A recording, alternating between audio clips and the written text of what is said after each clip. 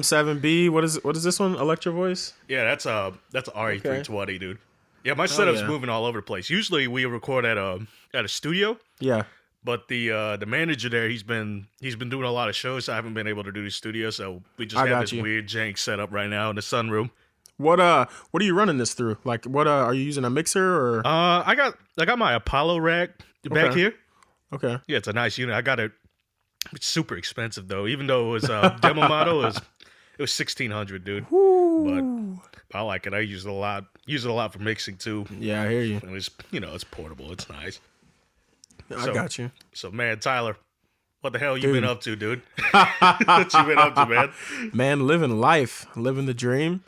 Yeah, trying to get this comedy thing off, man. You went to school for a little bit, didn't you? Yeah, I went to Alabama briefly for just under 2 years. Ended up having to leave my sophomore year, deal with some family stuff, and anyone who's ever taken a semester off of school knows that a semester turns into 7 years real quick. Yeah, it does. That's very true, man. Real quick, What were real you quick. What were you at Alabama for, or Tuscaloosa? When I was there, I was music education. That was Right. because That's you what know I coming out of high school.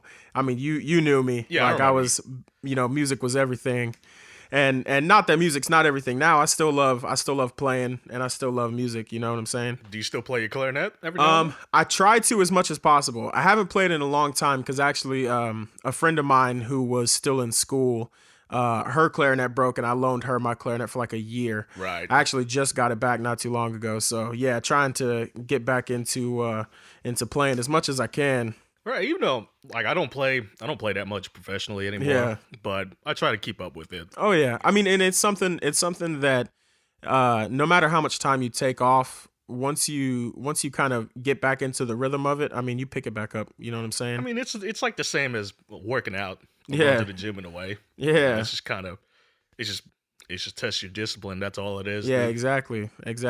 So But how long? it's fun though, man. Music will always be a passion. You know what I'm saying?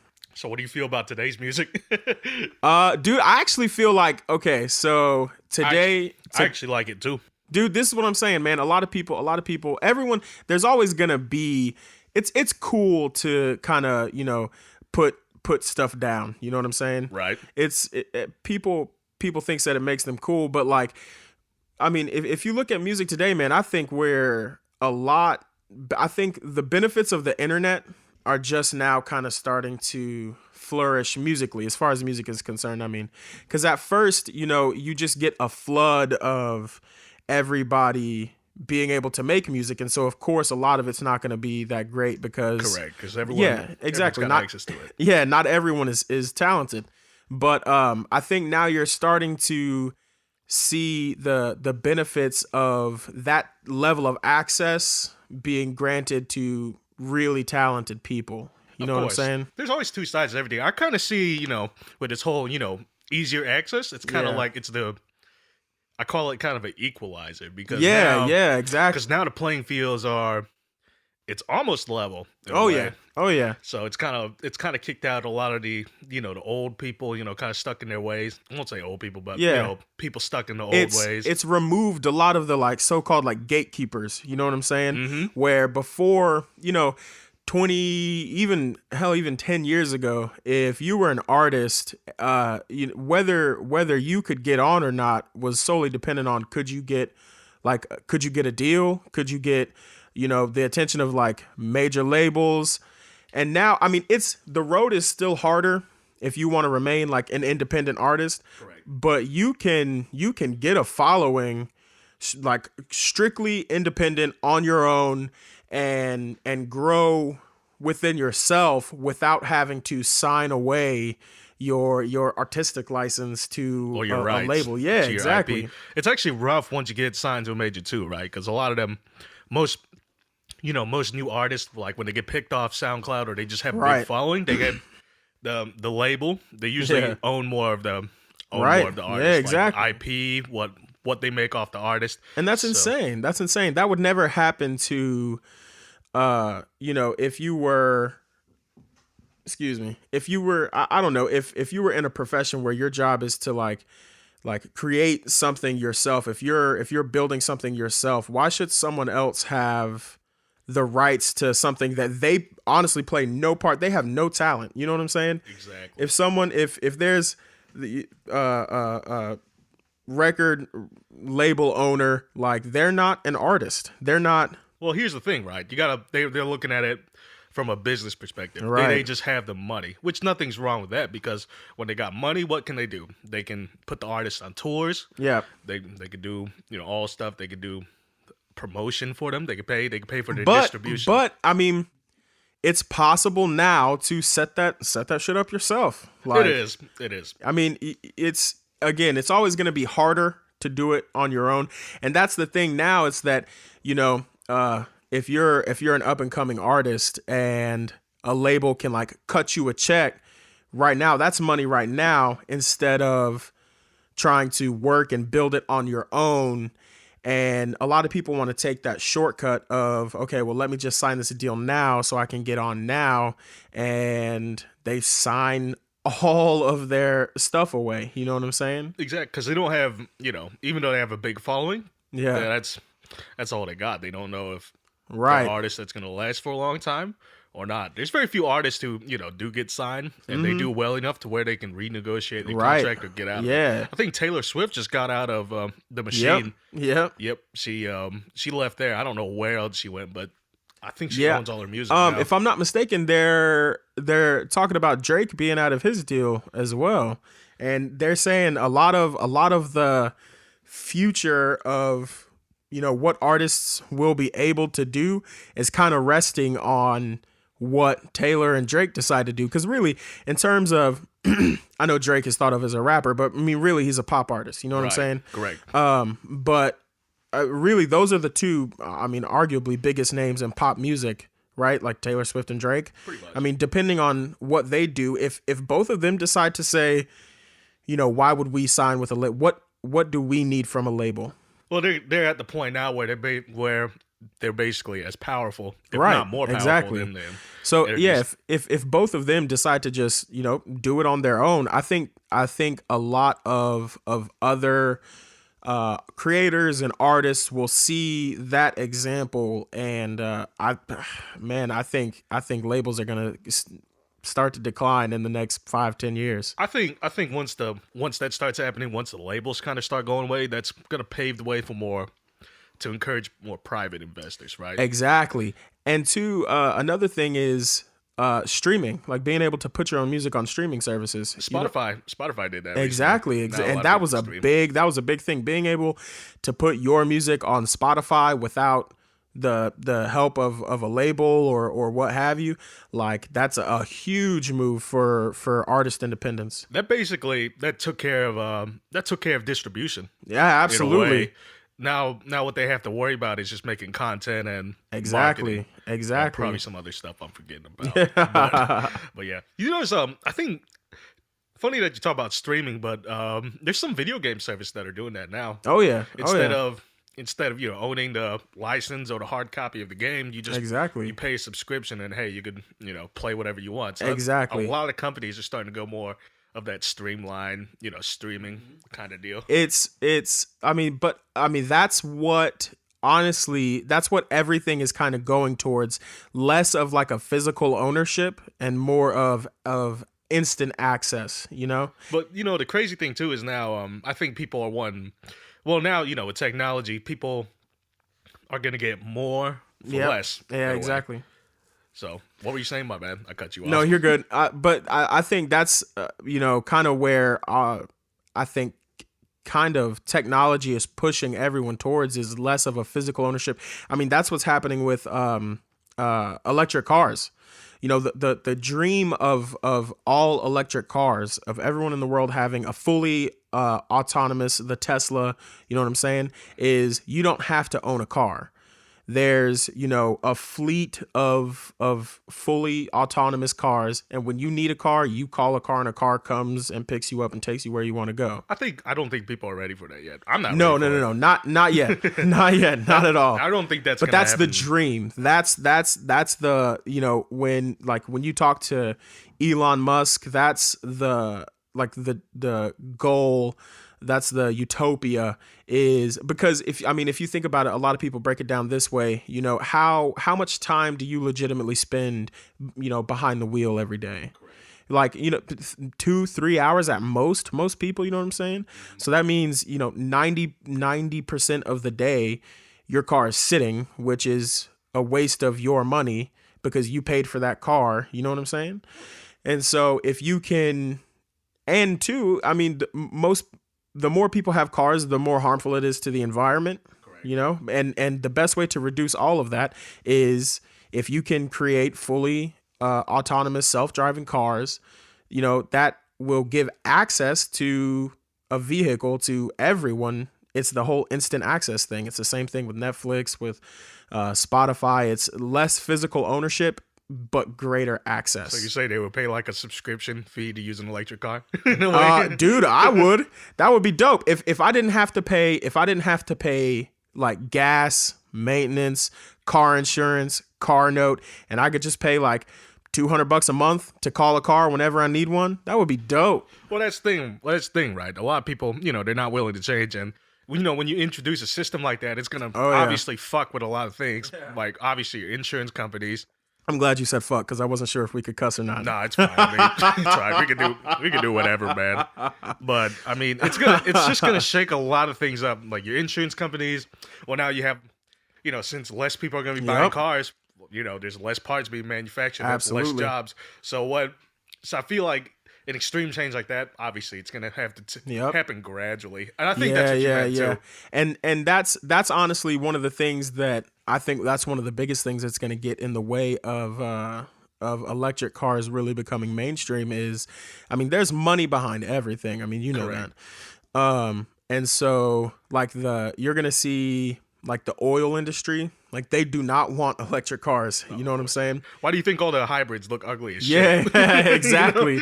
Exactly. If you don't want to pay for gas, you're going to have to drive a fucking McDonald's McGriddle. The fucking Toyota Prius looks like a fucking the Happy Meal toy. 3000. Yeah.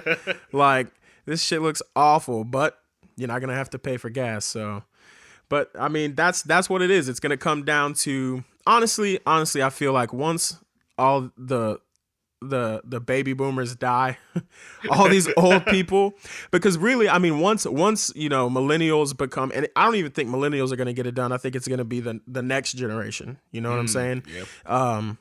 It's going to take a while for the people who are so rooted in, no, this is how things work, but it's like it doesn't have to be. Like things can work a different way. There's some people who are stuck in that way, but there's also some, high positions up there responsible for not only their own well-being. Yeah. They're responsible for about maybe 4,000 people under them. That's true. That's very true. So it's a weird balance because there are people who want to innovate and push things forward, right? But that's extremely risky. It is very risky. But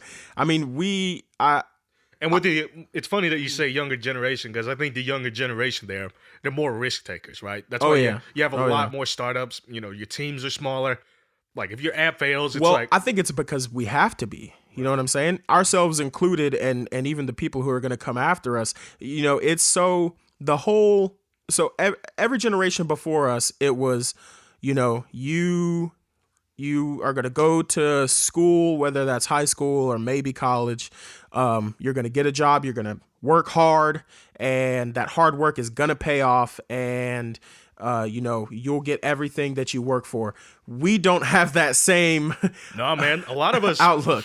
We have to, a lot of people I know, or me included, you have to diversify your income exactly. source. Right. So exactly. Because, everything is so much more expensive now, like not even just monetarily, but like just everything costs. Correct. And so, for if you want to be comfortable at all, you're going to have to find a way to game the system. You're going to have to get out here and hustle, you know what I'm saying? Oh yeah, for sure. I know very few people out here like comfortable that are working like one job 9 to 5. You know what I'm saying? That's pretty much gone now, dude. Unless you're unless you're a doctor or like you have a really great engineering job. Yeah, But at the same time, exactly. I think you obviously deserve it because those are very Right. vigorous careers. Right. But your average bank teller, Right. you gotta have a side Yeah, you hustle. gotta have if you're working an everyday 9 to 5, you have a side hustle, you have an internet business, you're bartending at night, you're doing something else. You know what I'm saying? Because it's just it's not paying the bills. And it's almost like going to school full time and going to the job full Yeah. time. That's the new standard. There Oh, used to absolutely. be. I mean, just even 10 years ago. Well, I wouldn't Absolutely. say 10 years ago there wasn't because there were some people did it, but I mean it's becoming more of an accepted thing now from younger people. They have to realize, oh, hey, I don't Oh want to yeah. be I don't want to be in debt all the time. Absolutely. And that's Debt's a another thing motherfucker, too. man. I mean, that's another thing that I think is going to change within the next couple generations is people taking out $80,000 of loans to go to school. That's crazy, man. That is insane. I don't know. I don't know why. I don't know why it's so encouraged in this society, man. Well, not just taking out loans to go to school Yeah. or whatever, right? But it's the whole habit of spending into the future or borrowing into the Right. future. It's Exactly. not. It's not a good thing, man. It's like I think I think a friend of mine called it credit cards are like the cigarettes. Oh Of, yeah. of the money world. Oh yeah. That's what it is. You can keep doing it. It might kill you. Oh It might yeah. not. Dude, my thing is because I've been down that road, bro, not even just one time. You know what I'm saying? Credit cards are a fucking trap, bro. If you I tell this to all of my friends, if you need a credit card, don't get one. Like you should never, because if you need one, then you're gonna max that bitch out. And then you know what I'm saying? And then you got that loan following you around Yeah, for exactly. who knows how long, man. Exactly, man. And it's credit cards, it's student loans, it's all of this shit that piles up on people before they're 25. You know what I'm saying?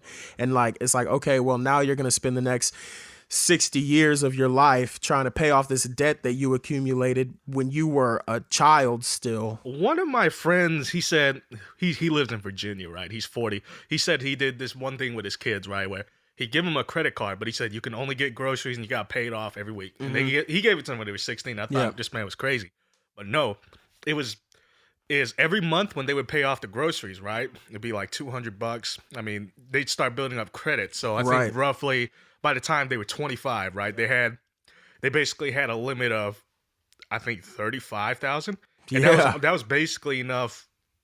I might be messing up the story, but that's basically enough for either a down payment on a car Right. or a house. Oh yeah. You could buy a car for $35,000. Oh yeah. 35,000, yeah, is a hell of a good down payment on a house. So I think credit cards they're fucked up, man. But I think there's people who are smart enough to figure out, hey, I Yeah, shouldn't be and- using credit card to get a flat screen. And that's whatever. another thing is that we're not educating people on how to live life. You know what I'm saying?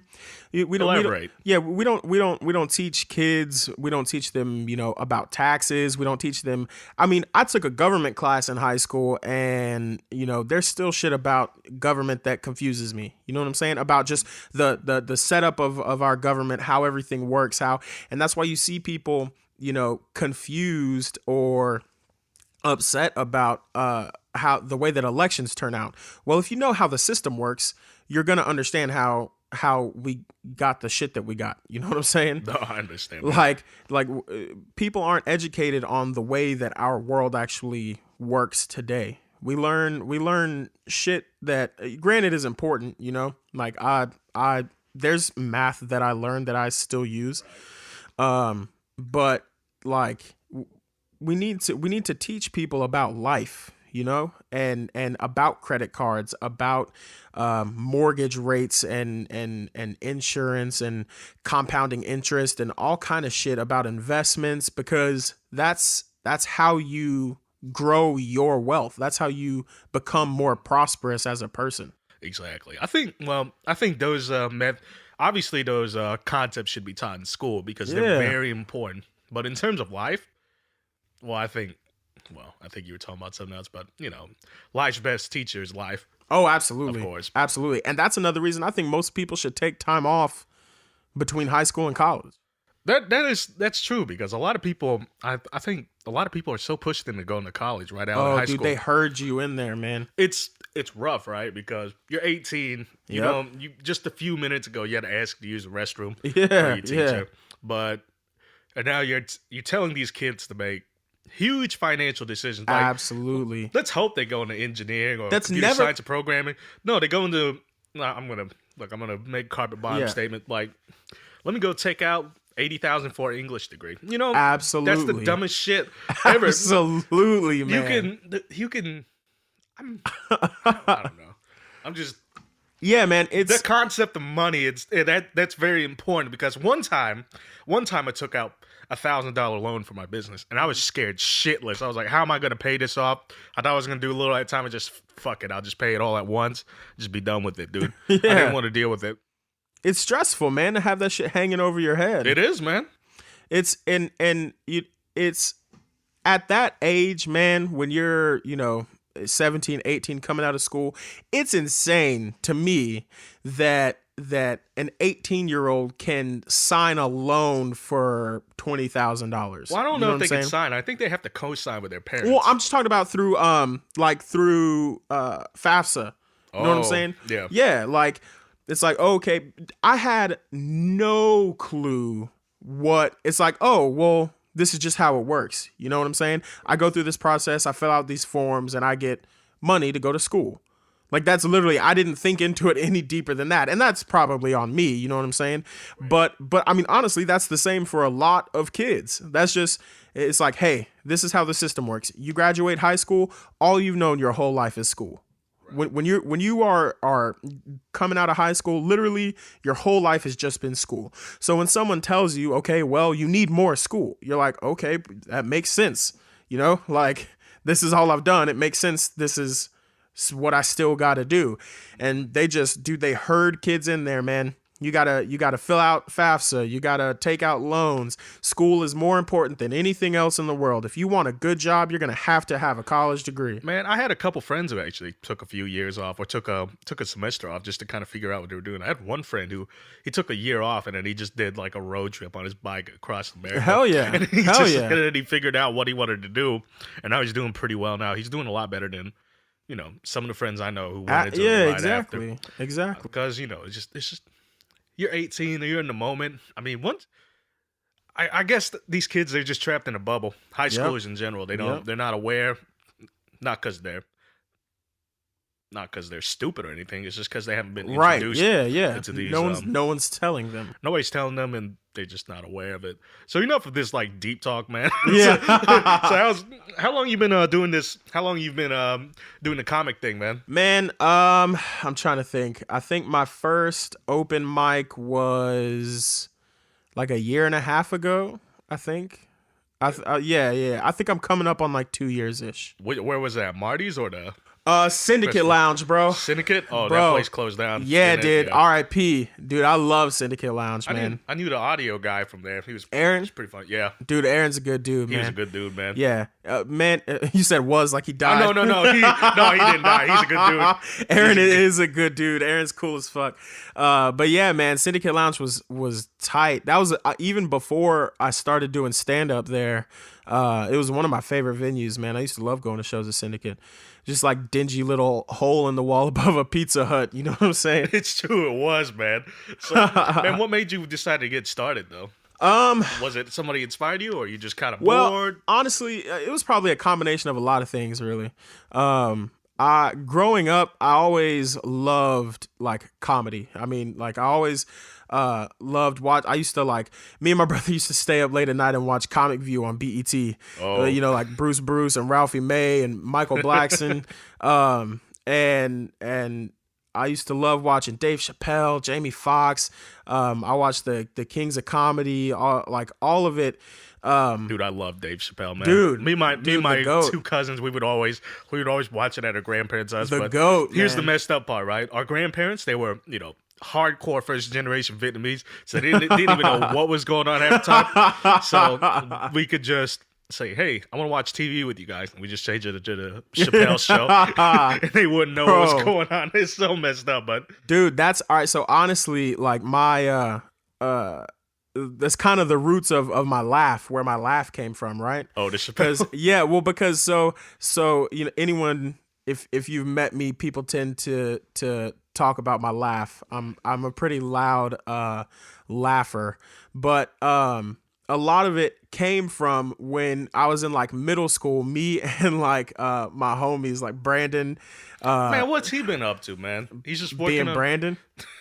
Apparently, he's trying to go back to school. That's what. Hell yeah, man. Dude. That's me, man. I'm trying to push him, dude. Brandon's got all the potential in the world, man, and I believe in that dude. Yeah, dude. I'm trying to get him back into it.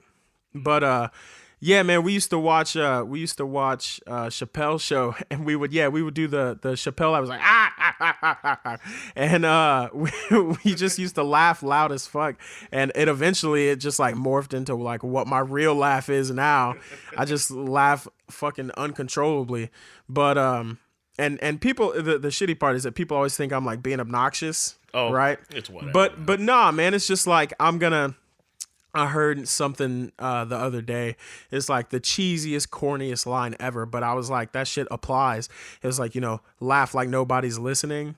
I think it was like on a Hallmark movie or some bullshit. But I was like, that's true as fuck. Like, why am I gonna contain my laughter to appease someone else?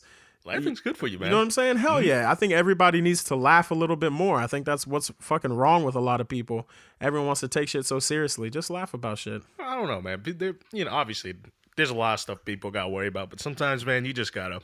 Shit that is an actual threat. Yeah, like there's a lot of things that need immediate attention. You know what I'm saying? In just our society, but there's a lot of things that people and like as comedians, like there's a lot of things that people take way too fucking seriously. And if you could just learn to just laugh shit off, man, like some shit's just a joke. You know what I'm saying? Are you talking about how people are being too sensitive? Man, that's definitely one thing. You know what I'm saying? Like, has it fucked with your career a bit or affected? Me not so much. I'm and as far as comedy goes, I'm like a shit nobody still. You know what I'm saying? Right. I've definitely grown a lot from like where I started. You know what I'm saying? But I mean, there's people 10 years into comedy that are, a lot further than I am, obviously. But at this point, most people are open micers is what they're called, going to different open mics. It takes a while to learn how to write jokes and of course and tweak this here and tweak that there. But me personally, it hasn't so much. I've definitely had, you say a punchline and you can feel people kind of, kind of flinch, like kind of pucker up a little bit, and it's like, all right, that's where the line is, But no, there's, you see it all the time. People say, a joke, an obvious joke, and people want to lose their fucking minds about it. And it's like, you have to, I forget who I was listening to the other day, but they made a great point. If you're a character in a movie, then it's not like if you play a racist character in a movie, right? Say, Leonardo DiCaprio in Django, right? Mm. This dude said the N-word like 400 times in that movie, but nobody is out here like Leonardo DiCaprio said the N-word. We need to kill Leonardo DiCaprio. No one is saying that because they're like, oh, well, no, it was just a character in a movie. It's fiction. But people don't understand that as a comedian, when you're on stage, you are expressing yourself, but you are also a character. You know what I'm saying? Like you are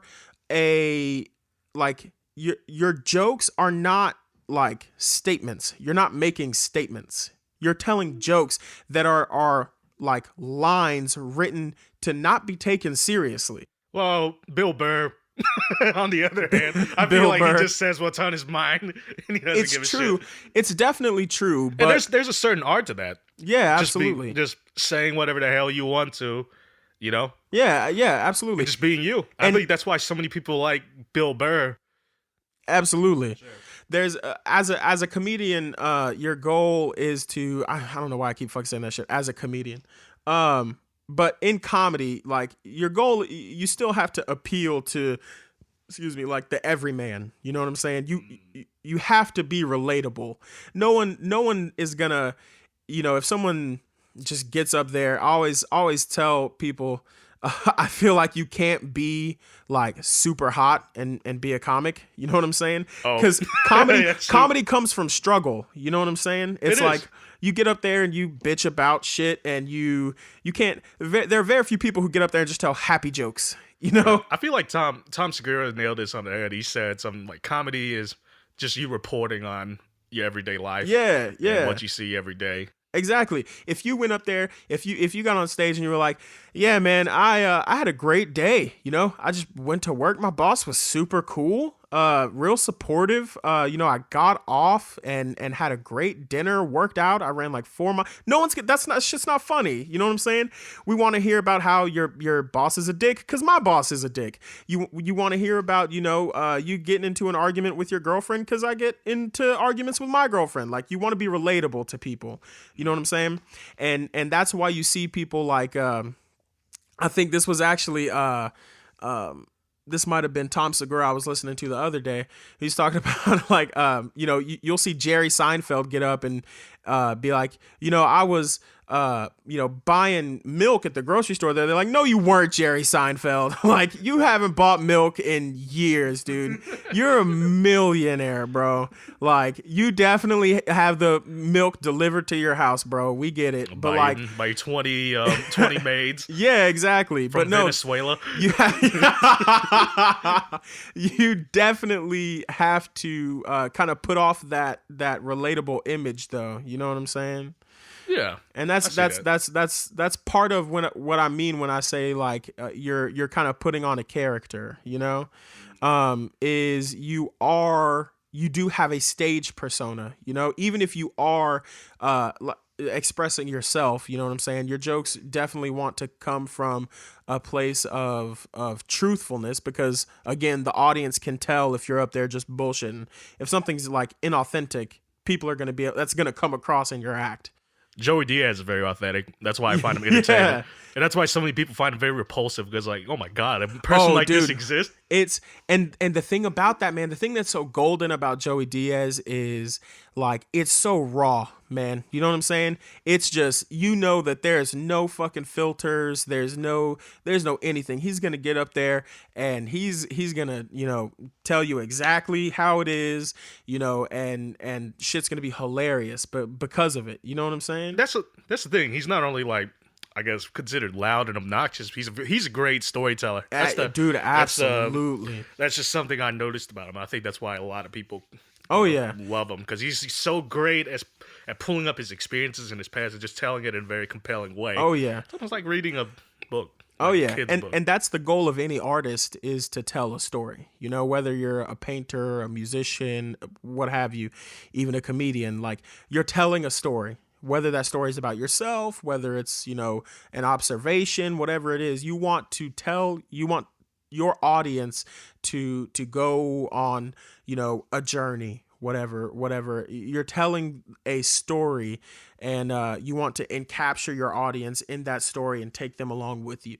And that's why you see the people who are the most vivid storytellers, like a Dave Chappelle, like Joey Diaz. Those are the people who more than just being funny, like people love them, because they do bring you in so deep, they make that connection. Yeah, Man, man? I feel like I'm asking these questions just kind of a bit jarring. Oh, Man, no, but dude. Man, but what's the worst gig you ever had, dude? I'm pretty sure you've had some pretty, worst gig I've ever or had. the worst stand up you ever did. Like, or did you Man, ever? I've like bombed a couple times, man. A lot of people okay, so I tell a lot of jokes about growing up mixed, right? Like, cause I'm mixed, I'm half black, half white. And you can tell as soon as I start talking about like being black, a lot of people, black and white, like perk up, And so yeah, cause that's what I joke about mostly, like in terms of when I'm joking about being mixed is, not being accepted by like either group, You know what I'm saying? But yeah, people get real touchy, real touchy Do about they get that. touchy because they feel like they're getting offended, or is Well, it it's they just don't? trigger words. You know what I'm saying? If you're on stage and you say black, people pause. You know what I'm saying? Because people have been trained. It has negative. Yeah, that it connotation. has like a negative context. But it's like I'm joking about my experience. I'm not talking about you or whoever. I'm talking about me. You know what I'm saying? And so it's if anybody's gonna get offended, it should be me. You know what I'm saying? Well, I think there's some people that, well, going back to that whole, you're playing a character and it's Yeah. fiction. There's some people who can't discern Yeah, that. exactly, It's exactly. all the lines get kind of blurred, and they just see it all as the same thing. I'm trying to think about my worst ever show. I got like heckled by a homeless guy at Marty's once. That was great. That's That was not great surprising, because dude. I have a joke. I have a joke about how I have like a love-hate relationship with homeless people. And as I'm telling this fucking joke, this homeless dude, I assume he's homeless. To be fair, he probably is not homeless because I think you had to pay a cover to get in. But he looked homeless.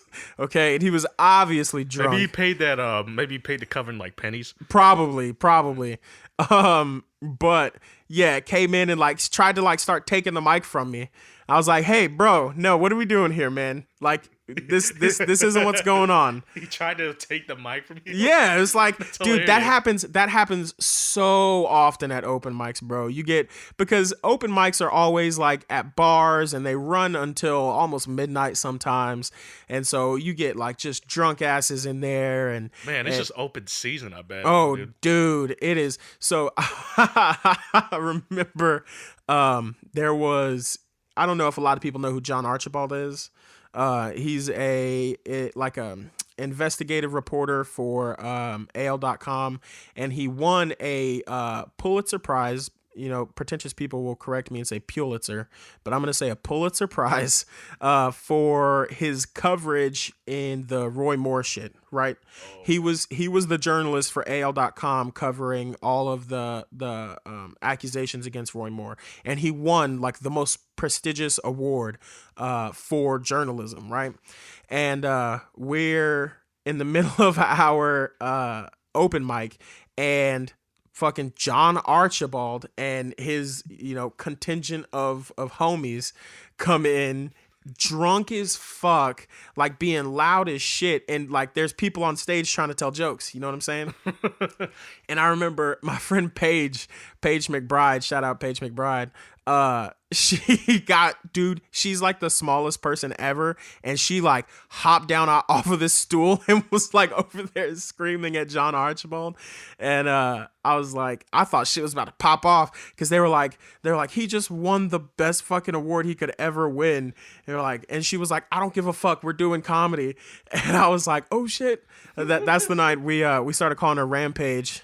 Paige. I was like, yeah, Rampage McBride. She earned it too. She's wild. Man, that's crazy. That's a world like I've never gotten used to. Just like the whole bar scene. Oh, I yeah. I used to help out a little bit here and there at Zydeco, and I always hated being there, dude. Especially on rap shows. Oh My yeah. God, can you imagine 600 of Alabama's finest degenerates? And when I say finest, I mean the lowest of the low degenerates, just all shoved up. And to Zydeco, cellar. it's Zydeco especially because Zydeco is like the only bar downtown that's 18 plus and not 21 plus. Oh, yeah. And so it's like, yeah, you get all of the 18 to 20-year-olds in there that all pre-gamed hard as fuck because they can't buy alcohol, and so they're already just slaughtered. You get the frat fuck boys, the sorority, the Yeah. meth dealers, like All of them, bro. all your weed heads. I'm like, you're crazy stoner. You get everyone there. man. Exactly. It's a nightmare, And dude. it's so funny how often open mic shows like flirt with like the line of violence. I was about to say. I've seen so many fights almost break out at an open Almost? mic set. Oh man, Who was it? There was, I cannot think of her fucking name. There was a female, she was like a politician. She's the one who like accused Kay Ivey of being a lesbian. I forget I her don't name. remember. I don't I know. know who you're talking about, but I don't Yeah, remember her she name. one of my friends was doing a joke about her um at um fucking Crestwood Tavern, and it turns out that like her wife was there, Uh-oh. right? And we didn't Oops. know. And so apparently her wife like heard the joke and like came up to the stage and she was like, "That's my fucking wife." And everybody was like, I'm Well, I mean, what can you sorry. say? Give it up Yeah. for Kay Ivy's Yeah, wife. yeah. Yeah. Not Kay Ivy, the other lady. Oh, my bad. Yeah. Give it up for her wife. Yeah. Well, I mean, what could you God, do there? I wish I could remember her fucking name. But no, and like it was real tense. We were like, yo, somebody follow Andy home, make sure he like doesn't get stone cold murdered after the show. Man, how much of an awkward silence was that dude? Was like, I'm her wife. Like, well, Ugh. shit. And it's always because it's like, all right, what are we gonna do here? You know what I'm saying? It's like that calm before the storm where it's like, all right, we're either going to like fight or we're not gonna fight. And it's like this is the moment where that choice has to be made. And luckily it's been not fight most of the time. You know what I'm saying? But Some comedians, when they find themselves on, and I didn't mean to cut you off again. No, but you're good. Some comedians, when they dig themselves in a hole like that, they just go deeper. Like Oh, Gilbert yeah. Gottfried and his 9/11 joke. oh yeah. Like, oh I yeah. forgot at what, but it was some big event, and he made like a 9/11 joke 3 days after 9/11, and his Yeah. strategy was just to keep going Hell deeper yeah. and deeper Yep. into the hole. And sometimes that works, sometimes it doesn't. I remember I was telling that same homeless joke. As a matter of fact, I was telling this joke about homeless people, and in the joke, I kind of shit on homeless people a lot, even though like the whole reason that I feel that way is because I'm so generous to homeless people and I feel like they take advantage of me, right? That's the like stem of the joke. But I'm telling this joke about how much I fucking hate homeless people, and like You heard I it can here, tell. ladies and gentlemen. Yeah, exactly. I can and I can feel that like it's not going over well. They're just like, wow, this guy's a dick. And so I'm like, Jesus fuck. But I'm like, well, fuck it. I'm just gonna fucking lean into it. And so it was like I was hosting that open mic, and so it was like every time I was up at the mic, I was just like fucking dig deeper into that hole. And by the end of it, people are fucking laughing, you know, because it's like at first, in a situation like that where you're like, oh, okay, well, this guy's a dick. But if you just keep like digging into it, eventually people are going to be like, oh, okay, this is ridiculous. He's joking. You know what I'm saying? People are like, oh, okay, you dip their toes in it and they get a little bit warmer. You know what I'm saying? They get acclimated to it eventually. Man, can you imagine doing a comedian doing a set at like a college campus, especially like UAB? I bet that'd be a nightmare, dude. Dude, it depends. Probably it depends on the group. You know what I'm saying? I'm not even gonna say all colleges, but you definitely hear comedians talk a lot about like, you know, that liberal arts culture at a lot of these universities. Or Because like my mom would say, people just being pussies. yeah, dude, 100%, man. And that goes back to the people just need to learn to laugh at things, because not everything is an attack. You know what I'm saying? If I tell a joke and that offends you, then that offended you. That's not like an attack to you. You know what I'm saying? That doesn't actually cause you any harm.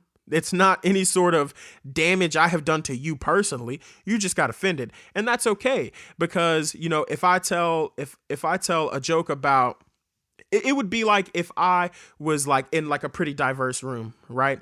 And I tell a joke, if I made like an Asian joke, right?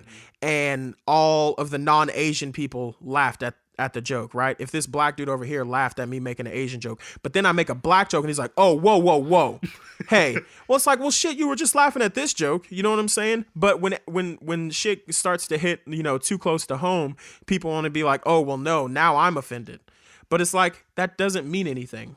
If you're offended, that doesn't actually mean anything. That just means you didn't like that joke. You know what I'm saying? Well, one person said, words don't hurt you unless you let it hurt you. Oh, 100%. 100%. You know, some people just, you gotta let it roll off the shoulder, dude. dude, that's and I came up with this quote when I was like in the ninth grade. Okay, me being stupid, but I think it's applicable. If you can if you if you can laugh at yourself, then everyone else has to laugh with you. You know what I'm saying? Because no one can laugh at you if you're laughing at yourself. Then they're laughing with you.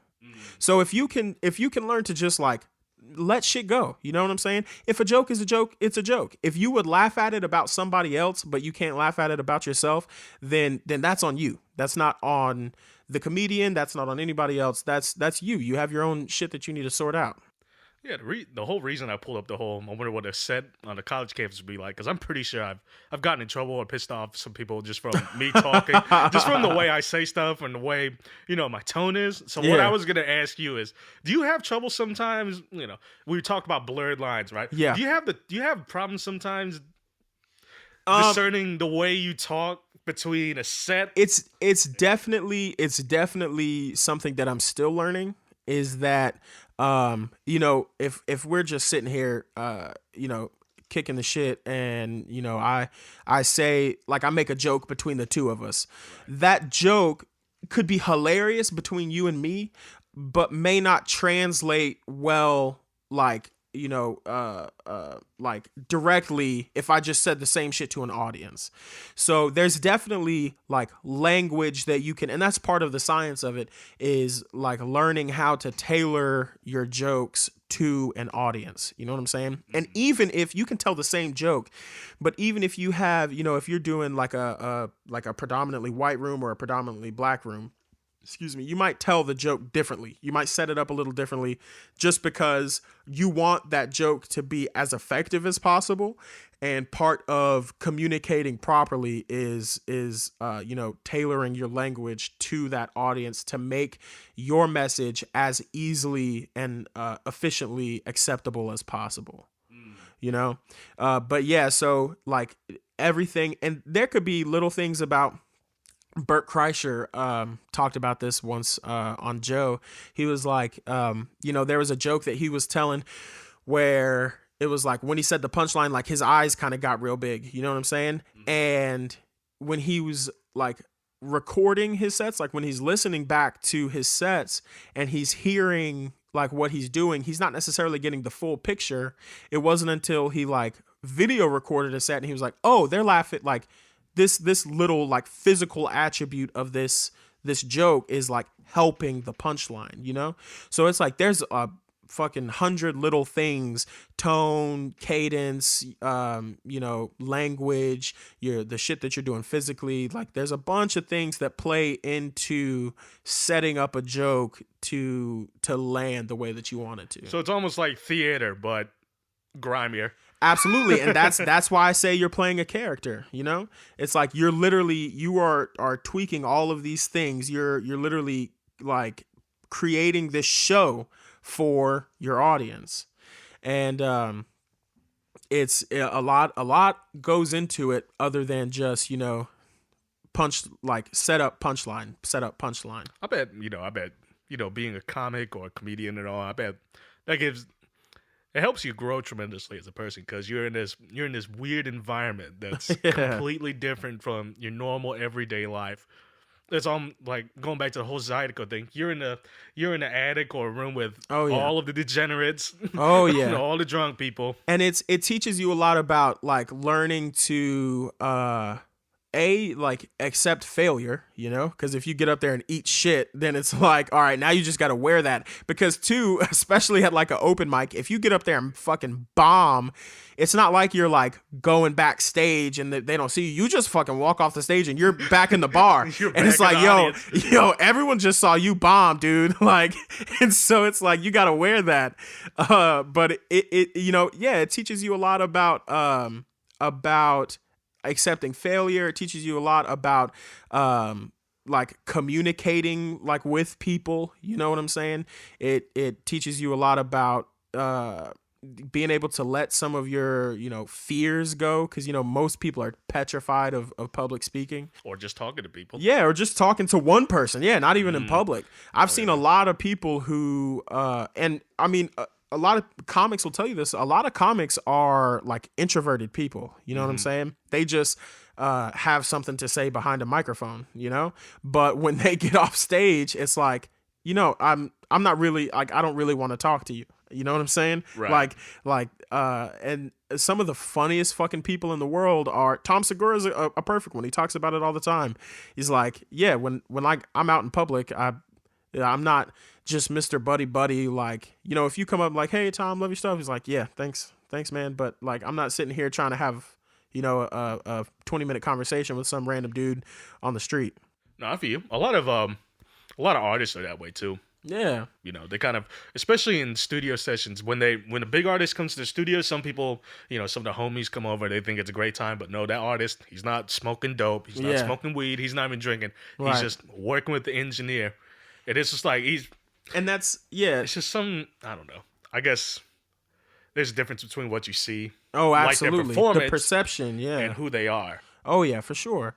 It's like, you know, as if whether you're a comedian or, you know, a music artist, what have you, as a public figure, you know, especially I think it's especially like applicable to comedians, because again, as a comedian, your goal is to relate to people, you know, and so as you are working towards that goal, people feel like they know you. You know what I'm saying? They feel like they know you personally, even if, you know, it's like, dude, like, you know, we've never spoken. I don't, you know, but it's like people connect with you so strongly. They're like, I know you. And so they feel like when, you know, they see people in public or whatever, it's like, you know, oh, well, dude, like, I listen to you every day, you know, like I spend so much time with you, you know, like it's like almost like we feel like friends, but it's like, yo, they don't know who you are. You know what I'm saying? It's like they got no idea who the fuck you are. That's kind of like the magic. That's magic of it too, man. Yeah, for sure. It's almost like every what was I gonna say? I don't even know what I was gonna say. I feel like being a comedian or doing stand up, it's the ultimate cure of being a stereotypical Asian, because every Asian's afraid of failure. they don't want to eat shit. They always want to go home, like, make straight A's. I get it. What was the other thing you said? Oh, talk to people. Yeah, most of them are fucking antisocial too. They don't like talking to people. I mean, I dealt with that a bit. You know me, dude. Like, I used to be really antisocial and just not want to talk to people. That is true. And true. And what was the third thing you said? Fuck if I know. I'm rambling, bro. I forgot. I'm just rambling, dog. Dude, I forgot. So tell me about this comedy group you're in. Goulash Comedy. Shout out Goulash. Like us on Facebook. I feel like a fucking fraud even saying I'm a part of it, because I'm such a small part of it. There's like really, really talented people out here really trying to grow the comedy scene in Birmingham. Because as I'm sure you know, since you've been back, man, like, Birmingham's growing so fast, bro. You see shit popping up everywhere, man, whether it's like bars or venues or whatever. Because Birmingham is really, there's such as much negative shit as there is in Birmingham, and there's a lot of negative shit. Yeah, here's one negative: if the hospital didn't exist, neither would the city. yo, I feel like most of the negatives. I won't say all of them. I feel like most of the negatives about Birmingham are negatives about Alabama. Not really Birmingham. I don't know how much of the negatives I can really put on just Birmingham. That's true, because when I think of Birmingham, I don't feel like it's the same way. Like, no. Because Birmingham is like this weird, you know, inner city. Well, I wouldn't say inner city, metropolitan pocket in Alabama. Yeah, it's like a little bubble, man. It's like a big blue bubble in like the middle of the biggest Red Sea that there is. God, I feel, in a way, I feel like an outsider here because you know, I'll go either way. You know, I'll either go red or blue, whatever. Right. My whole thing is like, you know, I like to keep things simple. Right. Don't take my shit. That's it. Yeah, 100%, 100%. And but yeah, man, Goulash Comedy. Yeah, we're really trying to grow we want people to, when they think of of entertainment in Birmingham, we want comedy to be a part of that. You know what I'm saying? Because you see the culture of comedy that cities like Atlanta have, even Nashville. Nashville has an incredible, even Huntsville, man. Huntsville has a dope comedy scene. Huntsville's doing really well, man. Yeah, yeah, of course. They And even got Google Fiber. Google Fiber. Damn, we got to move to Huntsville, bro. I'm trying to get that gigabit speed. You know what I'm saying? I'm trying to download everything Yeah. in a second. Bro, I'm torrenting everything, bro. Yeah, FBI just breaks into your house. God, isn't that crazy, man? Isn't that crazy, man? Everything you do on the Bro, internet. have you ever gotten a letter for downloading shit illegally? No, have you? Oh, fuck yeah, bro. I got You like have? 3 letters, 3 cease and desist letters from Charter when I was living in Montevallo, bro. Oh my god, what were you downloading? Fuck if I know. I think I was what shows was I mad into back then? I don't even remember, dude. It was probably like fucking Breaking Bad or some shit back before I had Netflix. But bro, I was just like downloading mad illegal shit, bro, all the time. And yeah, I got a letter from fucking Charter one day that was like, yo, you gotta stop. And I was like, all right, fine. And then I was like, I tried to like do some sneaky shit, like download a VPN or some shit.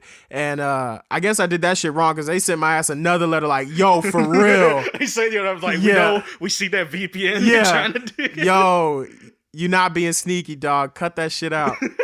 Yeah, man. Can you imagine the SWAT team just breaking into your apartment for Yeah. illegally downloading 100%. Breaking Bad? Yeah, nah. It's like fucking in prison next to some dude and like the lunch line. It's like, hey, what'd you do? Man, I killed like 3 people, dog. What'd you do? Man, I fucking downloaded Cool Runnings, man. Fucking DVD quality, bro. They got me. They'll probably avoid you, man. It's like, dude, this guy's bad. Yeah. Holy shit. Fuck. Downloaded fucking Life of Pets, dog. They got my ass. I'm serving life in prison for downloading 8,000 different copies for some reason Yeah. of Life of Pets. For yeah, dude, that shit was crazy. It's that's one of my favorite things too is thinking on like just how fucking internet has changed. You know what I'm saying? I was talking to somebody the other day who was talking about their fucking grandparents still had dial-up internet. I was like, bro, you gotta be kidding me, dog. That's that annoying. Yeah, I was That like, noise, dude. I'll never forget, bro. One of like my first like real experiences with the fucking internet because I didn't grow up with internet like in my house for real. But I remember it was like my cousin moved in with us for a little bit and she had a laptop and she had like this little card from Verizon that you could like plug into like the USB port and it had like a little antenna on it and it would like give you internet like through Verizon. Mm-hmm. And There's I remember my mom in the window just dancing for some reason. I don't know. She's trying to make me. She's trying to get on my nerves. But go on. I remember it was like late one night. She went to sleep and I was on the laptop and this was like back in the early days of Hulu where there was some shit you could watch for free on Hulu like without having any sort of subscription or anything. And I started watching Heroes. You ever seen Heroes? That old NBC show, bro. That shit was dope. But I started watching it and I watched like 15 episodes of Heroes, bro. I was like into this shit.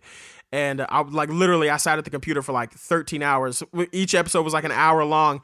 And she got the fucking bill and the bill was literally like $900, bro. And they were like, yo, what the fuck are you doing? I was like, oh shit. I was that's like, when. yo, my bad. That's when bandwidth was such a valuable resource. Yeah, right? That they had to like clamp Back down when on you you. had to pay for minutes on cell phones and shit. Oh, dude, I remember that, dude. That was crazy. Texting with T9 ass. God, I remember I would get a bill for sending one extra text message. It'd be Yep. like $1. I'm like, are you serious, dude? That's wild, bro. Yeah, this was like when I was in 5th grade or something, like AT&T. I had like the crappy flip up phone. I didn't even have the Razor, man. Who is it? There's somebody now, some tech company. I can't think of it at the moment, but they're doing a like $100,000 contest if you can go a year without a smartphone. Oh, yeah, I saw that recently. Yeah. Is it legit? I think it's legit because it's like it's not just anybody. It's like you have to. It was like upload a picture or like a story of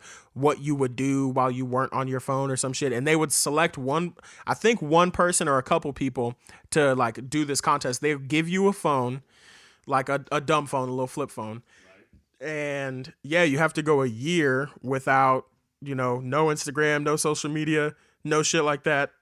Dude, And I can yeah, do if that. you can make it, they'll give you $100,000. Dude, that's easy. Just play Smash Bros. Smash Bro. Bros came out.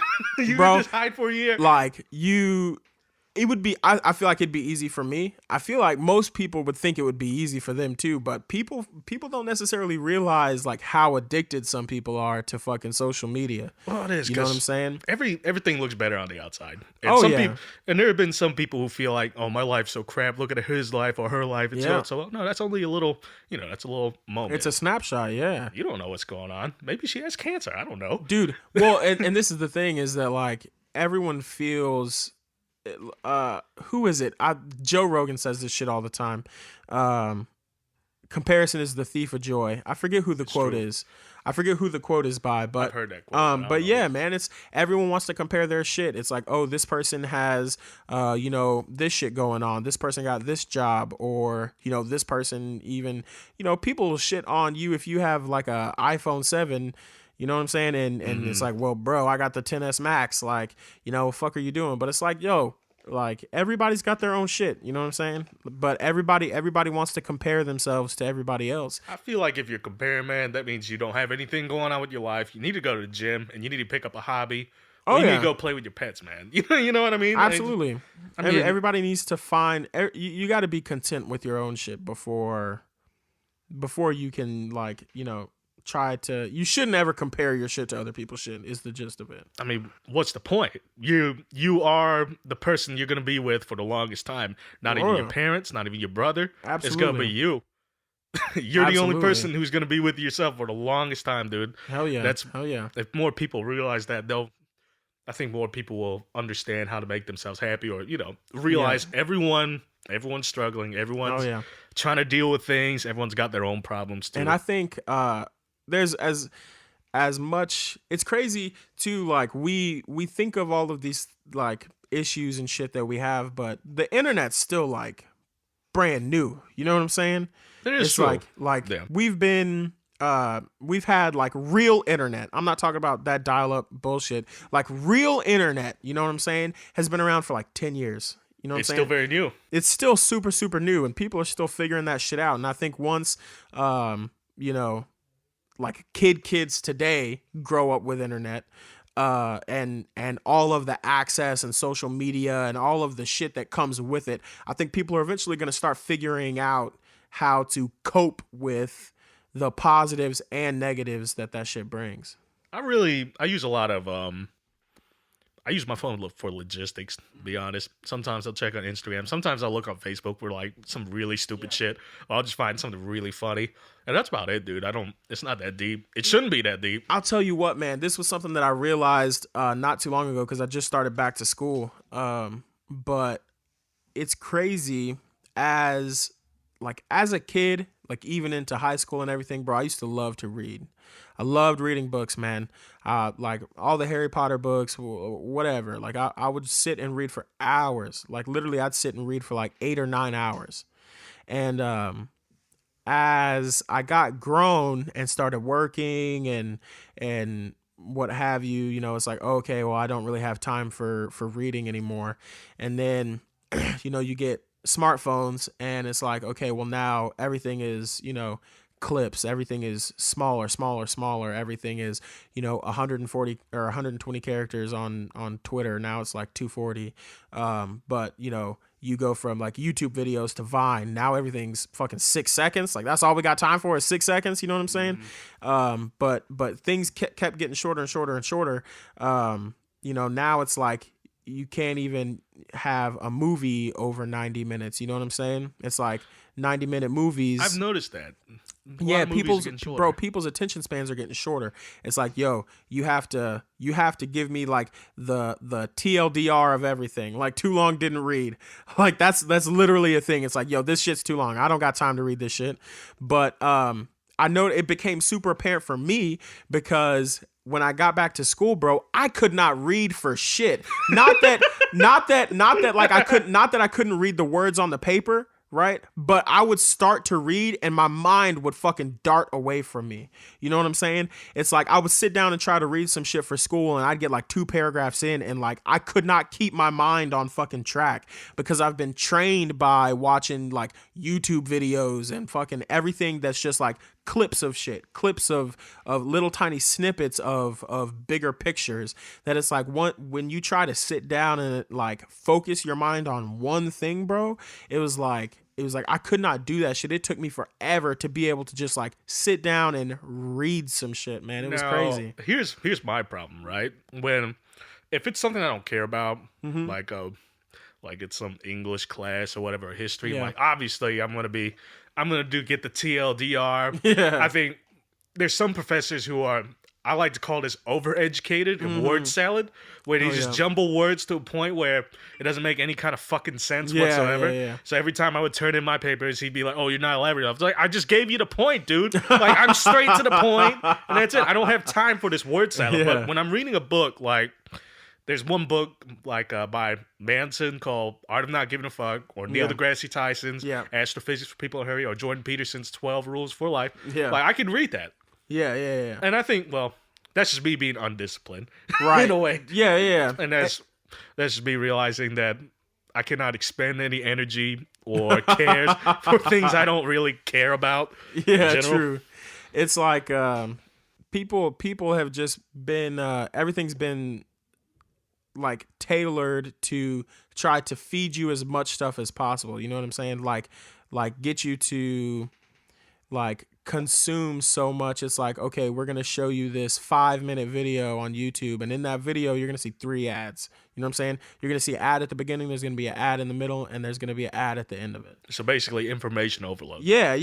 And it's like, people are bombarded with so much stuff. It's impossible to take everything in. You know what I'm saying? Like before the internet, it was, and it's so funny. I feel like fucking bunch of old heads talking about, man, before the fucking internet.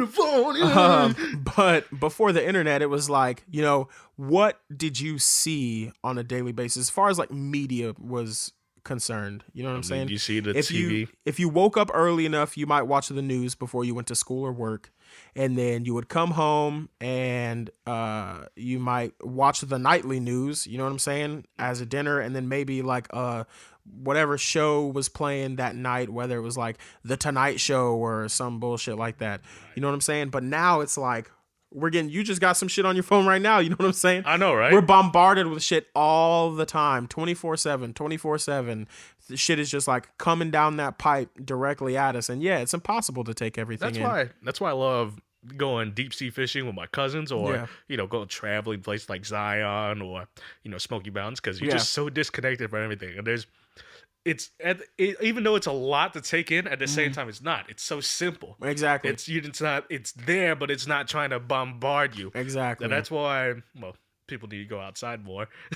Dude, 100%. I think that's a big thing too. I mean, there's something about going like roughly a mile off the coast, or being in the bay, just sitting there on a boat, no phone whatsoever, just a fishing rod with you and your buddies, a cigar, and your main goal for that day is let's catch a grouper or snapper. And you don't have to worry about, who's texting you, or is this shit getting done at work, or what have you.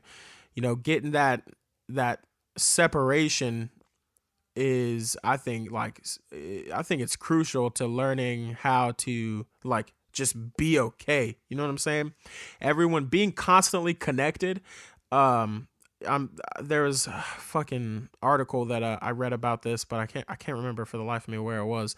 But it was like having your phone on you, like having that constant connection, like increases people's anxiety like astronomically, man. It was like to the point where if you they said if you got up and put your phone in another room before you went to sleep, like on average, people slept longer and better because like just even in the like subconscious, even in like the back of your mind, not having that like trigger of like like what's gonna happen? What's gonna happen? Like, am I gonna get a text? Am I gonna get a call? Am I gonna get a notification? Is somebody tweeting? Is somebody posting on Instagram? What's happening on Facebook? What's happening on Tumblr? Whatever, shit. Nothing's happening on Tumblr anymore. But no, like just that constant source of like feeding you, feeding you, feeding you, feeding you.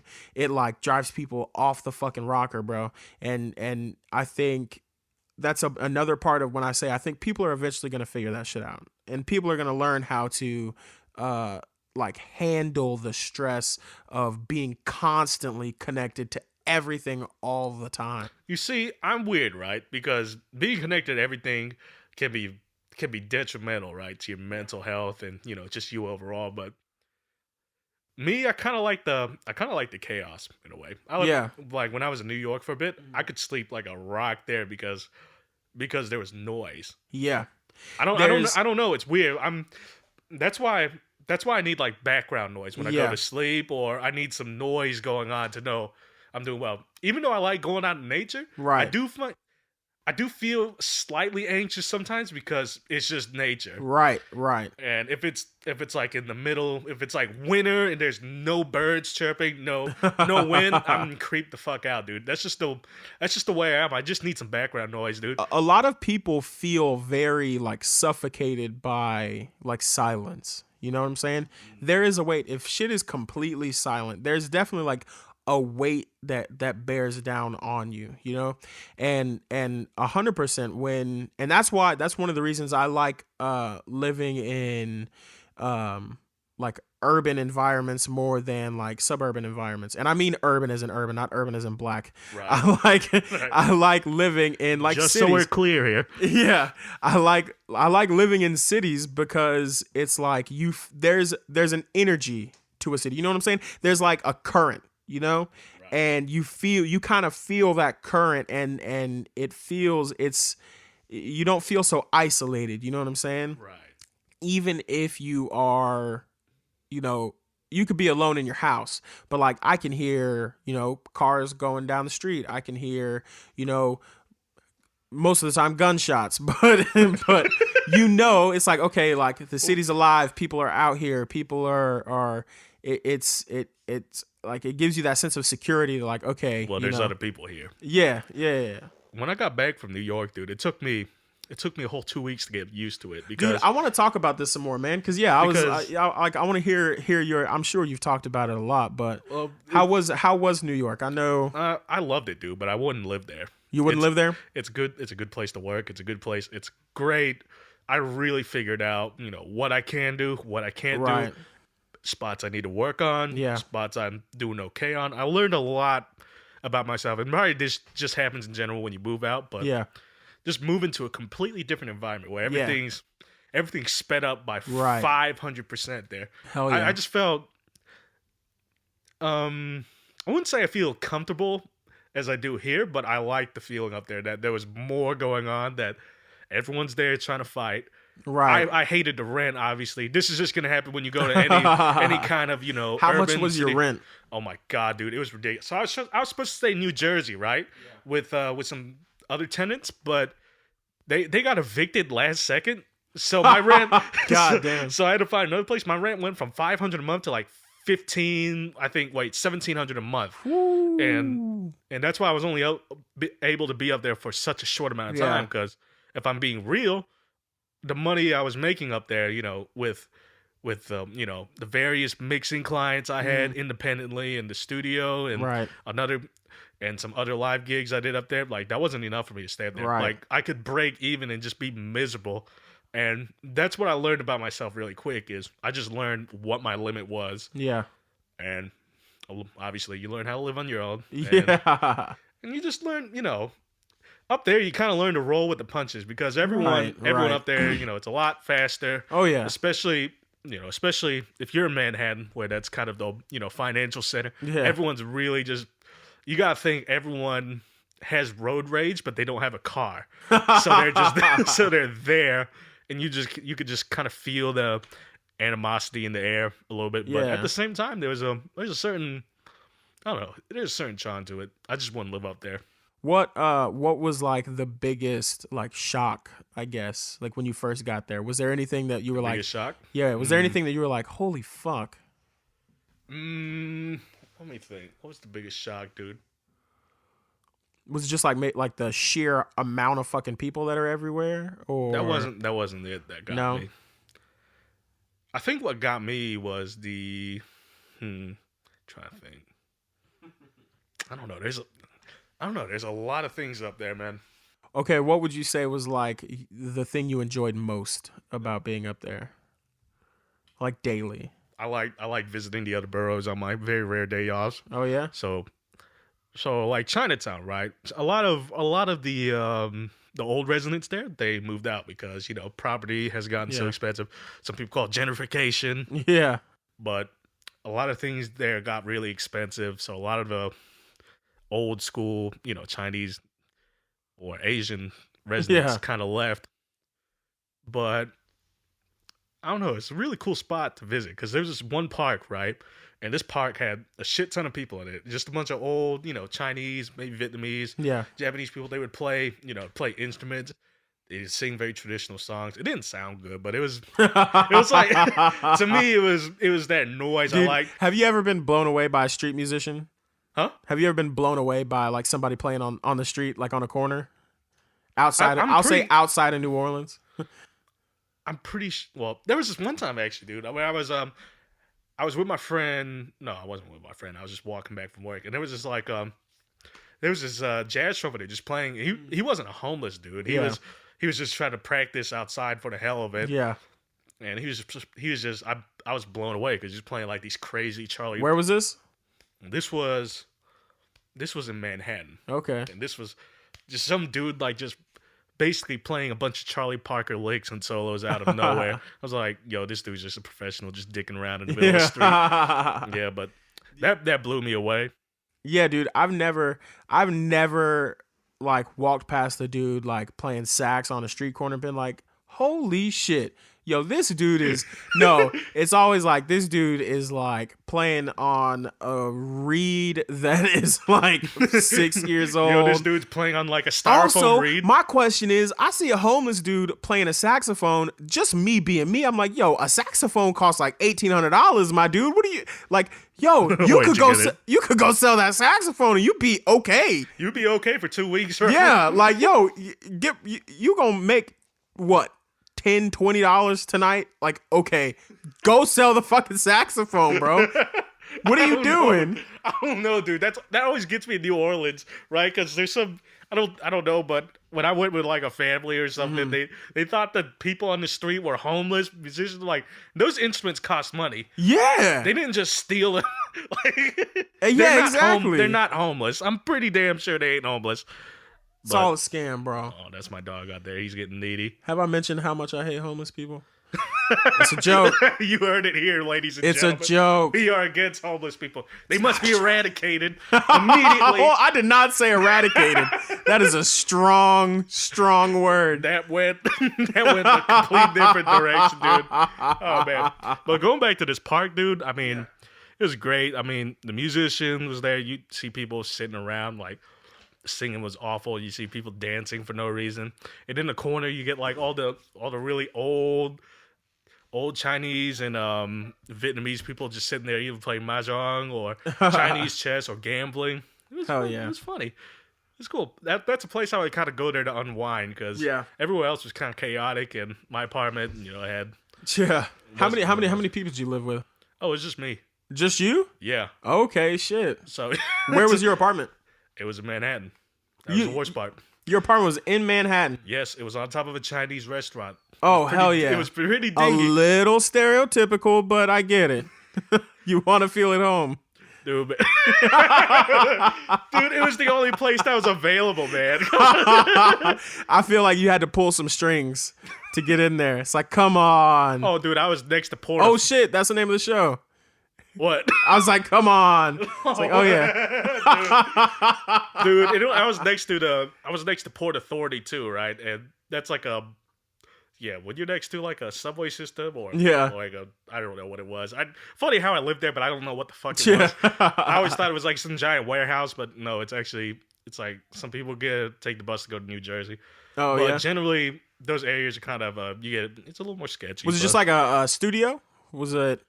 surprisingly, yeah, it was a studio. Yeah. It was decent Damn. size. The bathroom was a decent size though. I feel you. Did Dude, you have central air? say what? Central air? Or did you have a window unit? I had a window unit. Okay. Here's the crazy thing, right? I never wanted to go out to do laundry, so what I would do. What I would do is I would just wash my clothes in the line, not Oh, the hell laundry, yeah. in the sink or the tub like a homeless dude. And plus, it was just me, right? So I wasn't You didn't have to responsible. impress nobody. I didn't have to impress anybody, dude. Like what I would do is like I Hell would just yeah. wash my clothes, wring it out, just hang it up all around the Yo. place, go to work, come back, and it's When dry. I lived, okay, so when I lived in, when I first moved to Montevallo, our house was like out in the fucking sticks, and we didn't have a washer dryer at the house yet. And so for like the first, I'd say like 6 weeks that I lived there, I had house clothes, right? I had like one set of house clothes, like some sweatpants and like a Right. raggedy t-shirt. And if I was at the house, I was wearing my house clothes. And if I left, right, I would put on like whatever clothes I was wearing, unless it was like work clothes. I had like work clothes, but I would put on like whatever clothes I was wearing. I would go out, right? When I came back, I would immediately take my like outside clothes off, hang them back up on the hanger, and I had like Gain scented Febreze. It was like Febreze that smelled like laundry detergent, and I would spray it. I would like spray the clothes down with laundry detergent Febreze, and I would hang them bitches back up, bro. It was like, look, you got to do what you got to do. You gotta do what you gotta do. I didn't do I didn't do laundry for like for like a month, dog, because I was like, yo, shit smells fresh. You know what I'm It smells saying? fresh.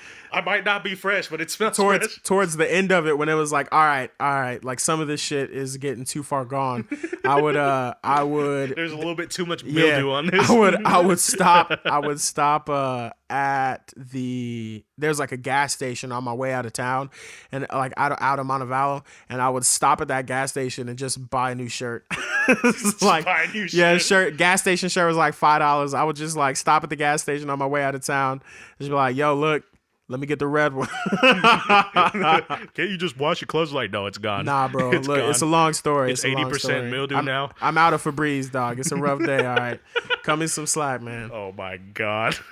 Yeah, no, that's the struggle, man. But yeah, no, dude, because I was, when you first like moved up to New York, I was like, dude, it's always been not like a dream of mine to live there necessarily, but like I would love to go and just experience it for a little while. The energy of like a city like that, especially one as old as New York. New York's been popping like for like 200 years. You know what I'm saying? It's funny because a majority of the people up there are trying to get the hell out now. Yeah, well, and that's how it is anywhere. You know Yeah. what I'm saying? But there's something about just the energy of a city like that I love being a part of, and that's one of the things that I like about Birmingham too. I feel is like there's a lot of energy coming into the city right now, trying to make it that next big cultural hub of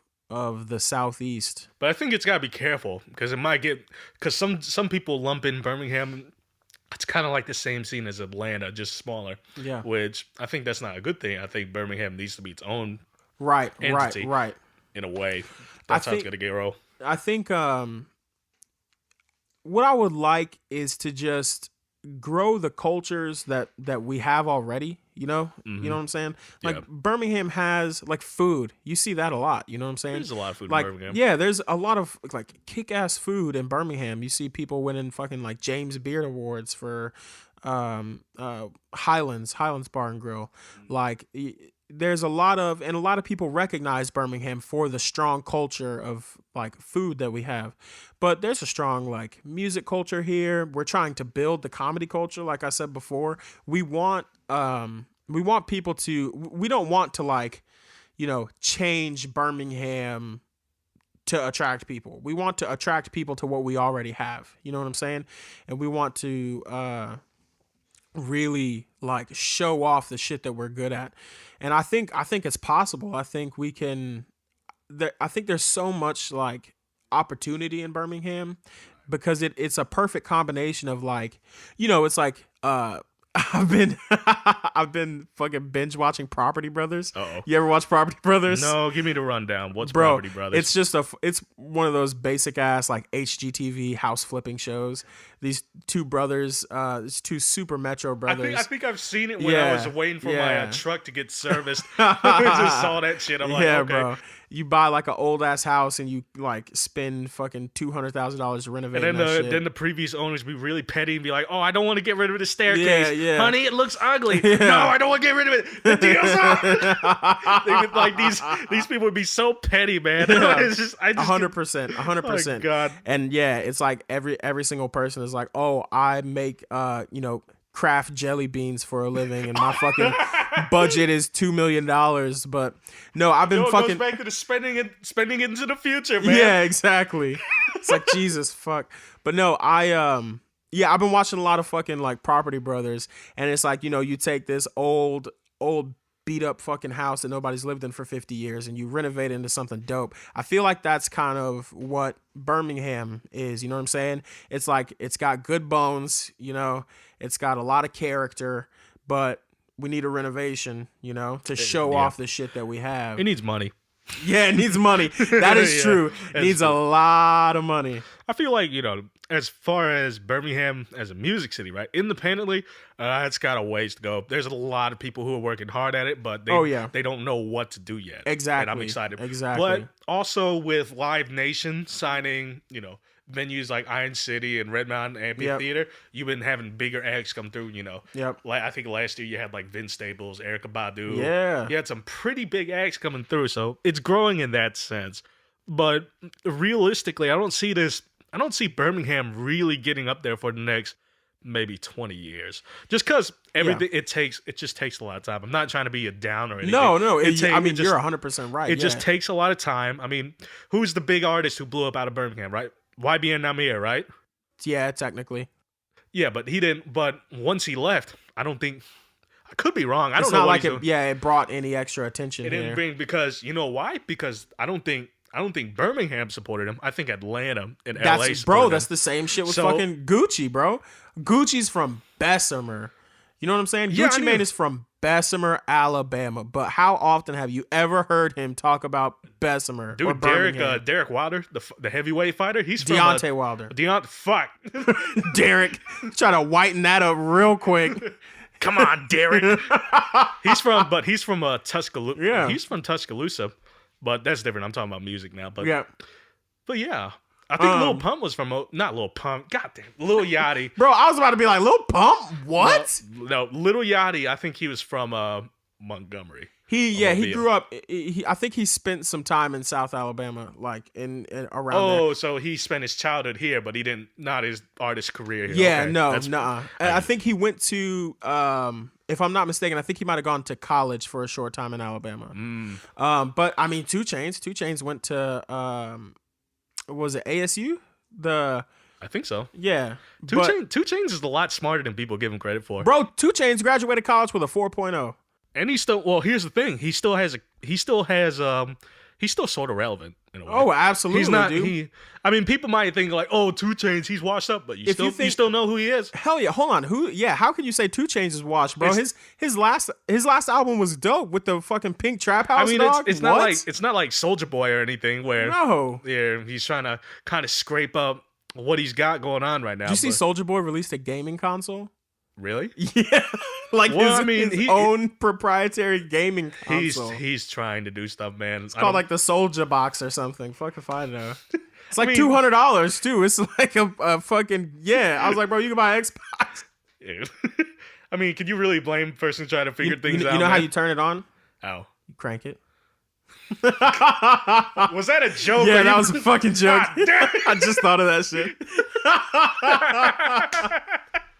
God damn it. I think Rich Boy, like the Throw Some D's, he went to school for engineering, and once that song blew up, he kind of went away, but not because he lost his money, because he figured, hey, I'm just going to make my money and get the hell out. I mean, shit. Yeah, if you can, that's the thing, man. If you make one viral hit, like, That's really all you need. You know what I'm saying? If you're not trying to stay in that lane forever, or if you I think it takes a lot of self-awareness. If you know, it's like, all right, I'm not, J. Cole, I'm not Kendrick. I'm not Dr. Dre. Yeah, if Snoop I Dogg. if I get lucky enough to like, pop out one just like smash, one like it's everywhere, you know what I'm saying? Then hell, I have no problem you fucking cashing out and then, using that money to pad the rest of your life on. You know what I'm saying? Dude, that's the way to go now. That's the move, bro. I think a lot of new artists are kind of being like that too. They just want to make their money and get out. Because honestly, the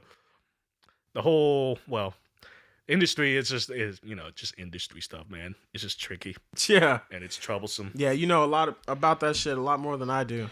Well, it ain't fun. That's why I'm only doing it part time now. Yeah, and I prefer to do stuff, go back for computer science, and have a more interesting day job, and still have that as a side hustle kind of deal. Hell yeah. And this show, as another side hustle. And a lot of people will tell you that, man. Like, let your passions be your passions. You know what I'm saying? Like, you don't. It's some people are really successful at like turning their passion into a career. You know what I'm saying? And if you can do that, like, more power to you. But a lot of people, man, just let your passions be your passions. You don't have to. You don't have to ride or die with it. The second that you start turning your passion into work, it takes the fun out of it for a lot of people. I think that's the biggest lesson New York taught me was learning to accept failure, even though some people consider breaking even pretty good. Yeah, that's not good in my eyes. I think that's one thing me being up there for 3 months taught me is learning to deal with your failure, but not let it be the end, and figure out another way to go after what you're going. Right. I think one of my mentors, he told me, don't chase your passion, take your passion with you. Hell yeah, that's dope. Exactly. I like that a lot. Because because I could have stayed up there, right? Yeah. And barely broke even, but my health would have gone to shit. Right. I would have not been making any money. But I mean, for me personally, I know I'm not trying to disregard or disrespect the people who've stayed up there and like really hammered it out. Power to them, but that's not me. Right? I'm not them. I'm not that. Everybody has a different path. You know what I'm saying? Right. And the shit that works for you may not work for somebody else, and the shit that works for them may not work for you. And it's all about trying to like find your dude. That's one of the things that I think is wrong with a lot of people right now is like everybody's like, no, I want you to do shit the way that I do it. You know what I'm saying? Whether it's, in any arena, like politics, whatever, it's like, I expect you to do the same shit that I do. But it's like, yo, everybody makes it on their own. Everybody's born one at a time. Everybody dies alone. Like you have to walk your path the fucking way that you walk it, and the shit that works best for you is the shit that works best for you. You know what I'm saying? And you can't judge anybody else for not following in your footsteps. Correct. Well, another thing, a lot of Asian families have that issue. I'm not trying to joke around, but I'm being for real. But because they're old school. They're really old school, right? We're very objective based. Yeah. We kind of see things like as ones and zeros, which, there's merit to that. Right, right. Because, obviously, if I was in Vietnam, I sent my son or daughter over here with a lot of my own money I worked for. For a second, bro, I was like, bro, you were in Vietnam? No. And I was like, bro, you had a kid? No. And I was like, okay, all right. No, it's like, for example. Right. So, if they were fucking around here, like, I would... Unacceptable. Right. Obviously. And I think a lot of first generation... Well, so much has gone into, like, you being here. You know what I'm saying? Mm-hmm. I think that's what a lot of it is like, and that's what a lot of, people who have been here for generations take for granted. You know what I'm saying? And that's something I learned in New York too, is I need to find that balance of me doing what I want to do, but also me realizing the fact that I'm the first generation American here. Yeah. I mean, my parents and my family sacrificed so much, yeah, and I can't just fuck it up or fuck right, off like right. that, And at the same time, though, like you shouldn't let that pressure like, No, of course not. like bear down on you too much. But it's, yeah, like, I think you can appreciate the like shit that went into providing you the life that you have and honoring that with like hard work so that it wasn't in vain. You know what I'm saying? And I think, yeah, I think that's a dope. Man, I was gonna talk about something else, man, but I Yeah, we forgot, dude. keep we keep. going off on these tangents, man. I fucking love that though, because so much of comedy is comedy. You know what I'm saying? Oh, I yeah. think like a lot of the conversations that I have are so strictly comedy, so strictly like joking. I think, shit like this, I don't know. I haven't gotten a chance to hear any of your other episodes. Oh, honestly, man, I just been being so lazy, man. I have like 5 episodes to edit right now, and I have no fucking idea what I'm doing. I feel you. But I think this kind of shit is dope where, people, 2 people, 3 people, however many, you just sit and just fucking ramble about shit, bro. Yeah, just you talk about shit. Yeah. Isn't Danny Sheffield doing a little bit of stand-up? Hell yeah. That's my roommate. How has he been, man? Bro, Danny's good as fuck. Dude, all right, so I gotta give him shit because I remember, man. I'm just being petty, but I'm just gonna pull up this story for fun. hell dude. yeah, So, bro. When I Let's brought be like, petty. there was like He's going to listen to this too. I'm excited. There was one party, dude. It was like at I think Kristen's house. I brought like me and my dad. We worked on this treat called Kristen like, Warman? Yeah. Okay, yeah. We worked on like this, this little meat pastry thing. Mm-hmm. And then, dude, I was actually almost I almost got mad at him, dude, because like, I saw him take a bite and throw it in the trash can. I'm like, you motherfucker. Because to me, some people view that as like, oh, it didn't taste good. Me, I viewed it as you just spat on 20 generations of my family, and I'm going to beat the shit out of you like Khabib. Well, that's the way I saw it at the time. That's funny as fuck. Yo, I know. I'm still a little petty and bitter about it, but it's whatever. Danny is a fucking character, bro. I love that dude like a brother, man. He's especially like about shit like that. Cause Danny's dad is a chef. He will be quick to tell you. Oh, okay. Yeah. His dad's like a chef. Well, now that I know that, there's a little more context. His dad like worked like catered events at Nick Saban's house. Yeah, like big time. And so yeah, he's like he's grown up in kitchens his whole life, you know what I'm saying? So he's super critical of super duper critical. Everything that he orders like at a restaurant is like absolutely specific. It's like that episode of The Office where Michael Scott is with the dude, the insurance dude he thinks is a gangster. He's like I want the side salad. He's like, if it comes on top, I send it back. He's like he's super specific about everything because he knows what he likes. You know what I'm saying? He's very like experienced in the kitchen, man. But that's awesome, dude, man, Danny. We'll talk about Danny for a second because, like I said, dude, Danny's my roommate. A shout out to fucking Danny. I think at Daniel Does Comedy on fucking Twitter and Instagram. But didn't he go to school for medicine?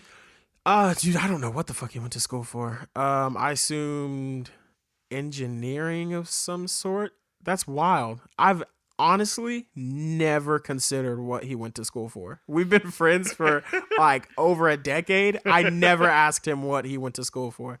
I'm trying to think about it right now. I have no idea, bro. No clue. But yeah, he's like, we started comedy together. I moved into a house with him like 2 summers ago, not this summer, but the previous summer. And, like we were talking cause we're both, big comedy fans. After we both left college, the way that we kind of like reconnected, he, posted on Facebook. He was like, does anybody want to go see Hannibal Buress? Hannibal Buress was doing like a pop-up show at Workplay. And, yeah, and I was like, oh, fuck yeah, dude. And so, like, we got tickets. That was, like, the first time we had hung out in, like, 4 years. And, like, dude, instantly, man, it was just, like, fucking homies, man. And, but, yeah, moved in together and big fans of comedy. And we were just, like, fucking kind of kicking the idea around. And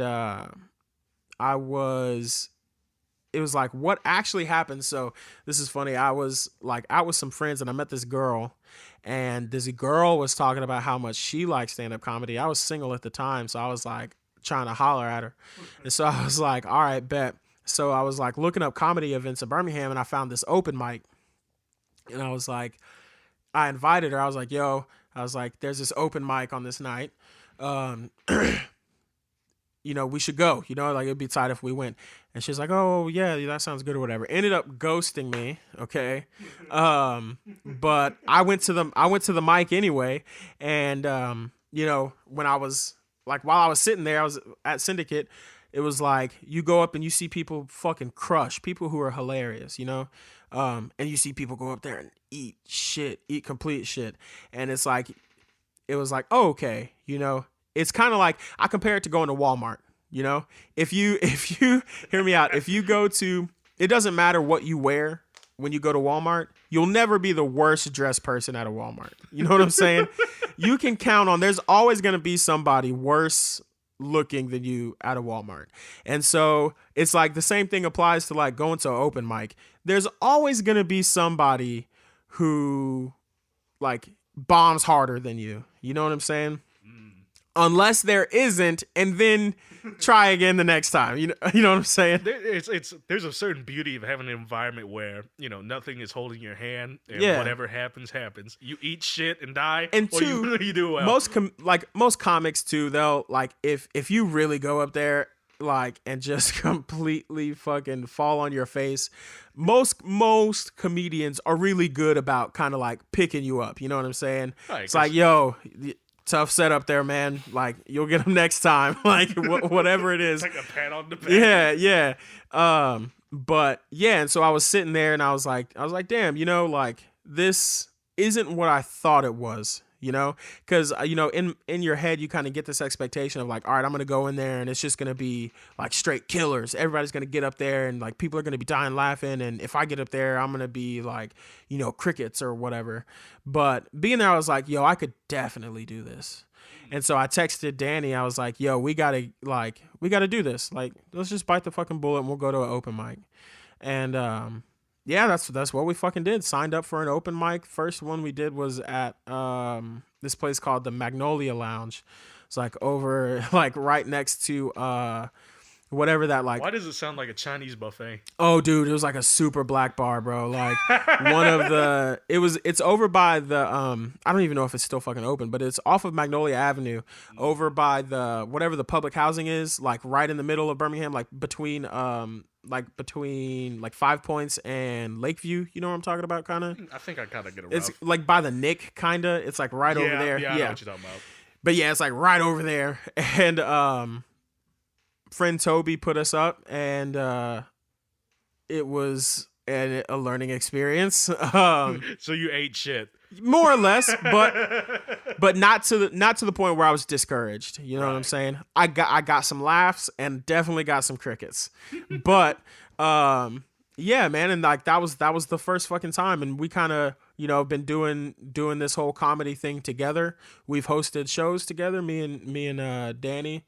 We're actually starting our own podcast. Shout out. Yeah, it's gonna be called it's called Winging It, and because we have no idea what the fuck we're doing, but I don't either, man. And also because dude, I'm shouting out everybody. Shouts out Exotic Wings. We live right down the street from Exotic Wings and Things off Green Springs. The best wing spot in Birmingham. I'm putting it on wax, bro. God, man, I'm trying to be healthy, but I might bro. pick it up. Nah, bro. Fuck that healthy shit. Exotic Wings and Things. By the way, this episode is not sponsored by anyone except me. Just so True. Just so we're clear on that. But the fact that some people get discouraged, but the fact you kind of you had your ups and downs, you ate a little shit, you did well, but you still want to do it. And that's, absolutely, man. And that's something that it just proves that you have passion for it. And hell yeah, that's always a good thing. Fuck yeah, man. I don't even know where I was trying to go for that. No, yeah, it's but, if you and people really need to. I feel like people need to stick through some things longer. If you the first time you picked up a trumpet, how good were you? Yeah, I suck. Yeah, shit, no, it's not.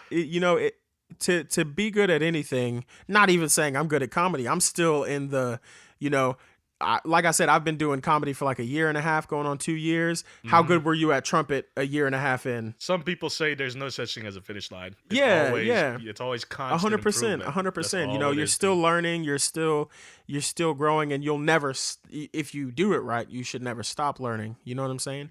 But yeah, if you want to be good at anything, you gotta persevere through that.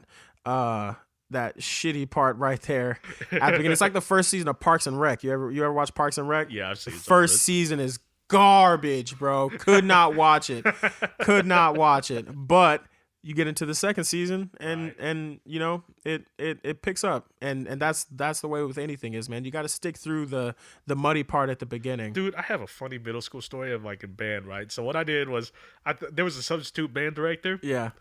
No, actually, wait, before that. I think out of 30 trumpets, I was like 27th chair, which was hilarious because I did not give a shit at the time. I just did it for Dude, fun. I was last chair too in middle school. And then I jumped up to third for some reason. I was like, okay, what's going on here? And then we had a substitute teacher, right? She spent 40 minutes like explaining something, and then she was like, she said, hey, got any more questions? And for some reason, my dumb ass goes like, hey, yeah, can we get started now?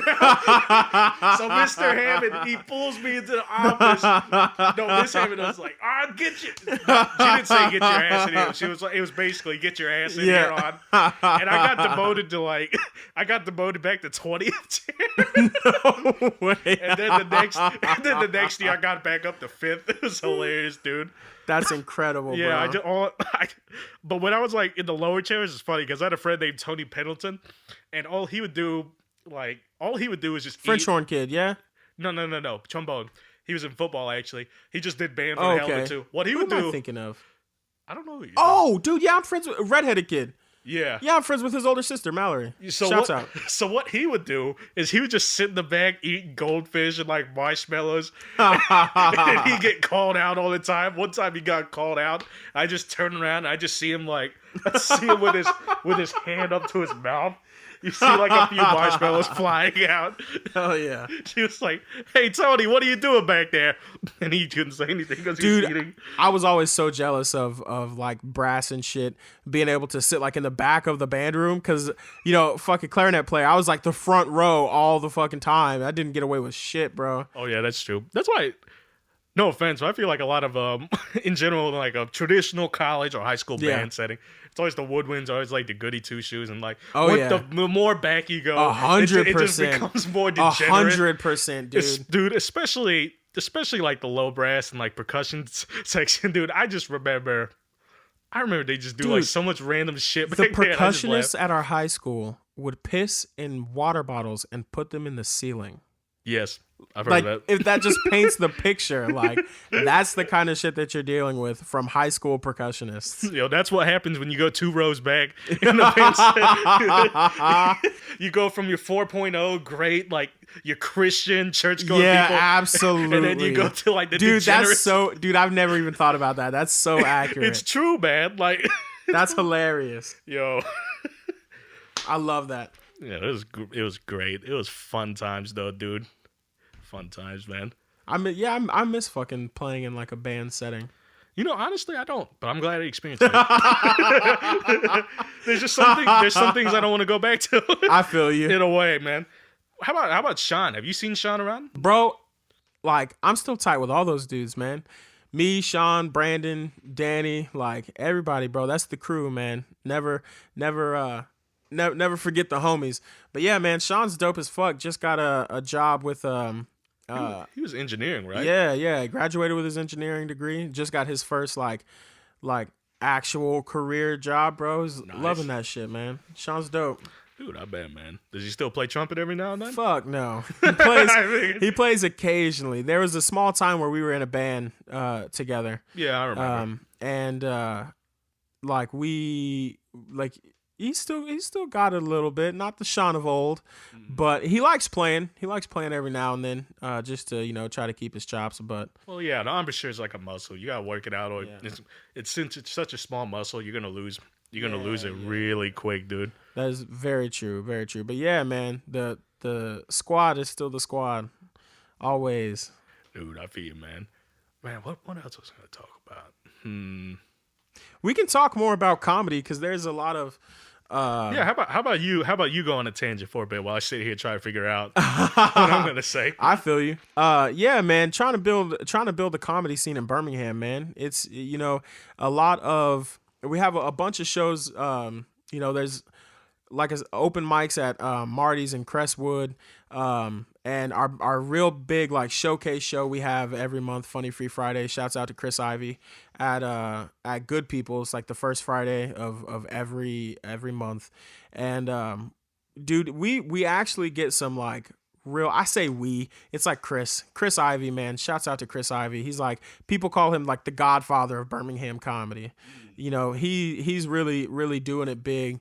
But yeah, we get a lot of like really really good comics, people who've been on like the Tonight Show, people who've been on Comedy Central. That's good. Yeah, man, and the best part, man, that shit's free, dude.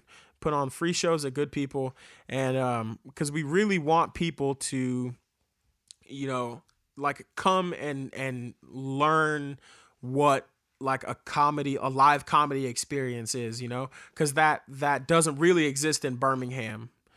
I don't even think it exists in a lot of places. Yeah, Just no, in general, man. it's something that is growing so big too, because you see how many comedy specials are on Netflix. You know what I'm saying? Oh yeah, Netflix nailed it down, Bro, with signing so many comedy specials. Dude. Everybody could get. Bro, I got a Netflix special coming, not for real, but I'm speaking it into existence.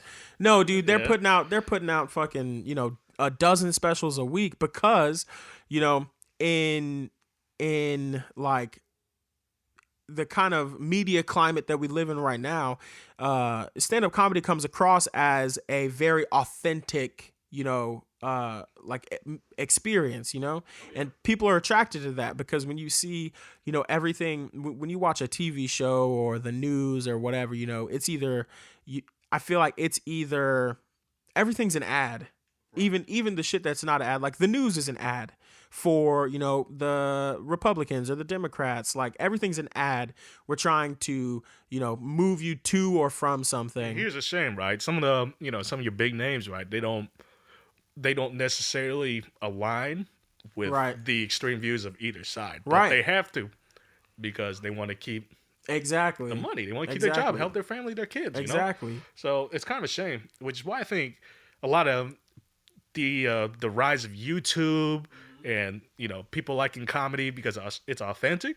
That's what people are looking for, right? They're looking for authenticity. So when you get shows like the Joe Rogan podcast or like Louder with Crowder or any other shows, people are more gravitated to that. Exactly. Because it's just them. They're not tied to any other types of like influence or shareholders. Yeah, exactly. You don't have anybody like over your shoulder trying to tell you what you can or cannot do or what have you. The freedom that you have to be real and be open and like express your opinions. Right. That type of freedom of expression. Right. A lot of people think that you have that as a TV host or whatever, but I mean, you have to do what the network tells you to do. You know what I'm saying? They got the money. They got the 100%. Dude, what were you saying before I cut you off? I'm sure I cut you off at least 10 times this episode, dude. No, you're good, man. You're good. Yeah, just talking about how big comedy is growing,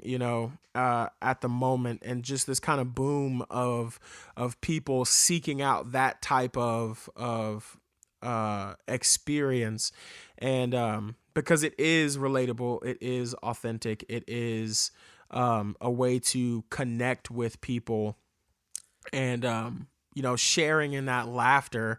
When you have a room of people that are just dying laughing, it's like it's Joe Rogan has said, it's like a rock show, like people like that has that energy to it. Joey Diaz gets up in a room and is just fucking killing it. Like it has energy to it, and it like bonds people together. And that's the kind of thing that we want people to come experience and be able to provide in Birmingham with the type of, because dude, I'll tell you right now, man, there are comics in Birmingham who could be like professional comics, like in LA. Like there are legitimately really, really funny, talented like comics straight out of Birmingham, and they're here because they're here. You know what I'm saying? But like we want to be able to share that with our city. Now you're saying that you might be talking about that comedy is growing in this scene or in general, but some have been saying that the whole PC culture is kind of killing the art of comedy, or it's kind of dampening it down. What, like, when you compare old Dave Chappelle from Dave Chappelle Show to Dave Chappelle now, something it's a little bit different. You can tell he's kind of pulling a few punches here and there. Like let's talk about Kevin Hart, for example. He was supposed to announce at the Oscars or whatever, yeah. and then some tweet came up from 10 years ago. Okay, so I'm gonna touch on the Dave Chappelle thing, and then I'll touch on the Kevin Hart thing. Right. So, and again, this is my fucking opinion, and I'm irrelevant, but yeah, me too. The Dave Chappelle thing, because of the climate right now, you absolutely have to be more. Like, you have to monitor what you say a little bit more. And just disclaimer, I still love Dave Chappelle today. It's I can tell, he's definitely not out there as much. I'll say this. He's definitely put a filter on the way that he says things, but I would disagree with the fact that like he's pulling punches. And the point I would make is like the transgender jokes that he made in his first joke, which depending on what you are, I thought they were fucking hilarious, but he caught some flack for it. You know what I'm saying? Oh, yeah. People were like, well, you can't say this about the transgender community. It's insensitive to LGBTQ people, but he came right back in his next special and like defended the shit that he said.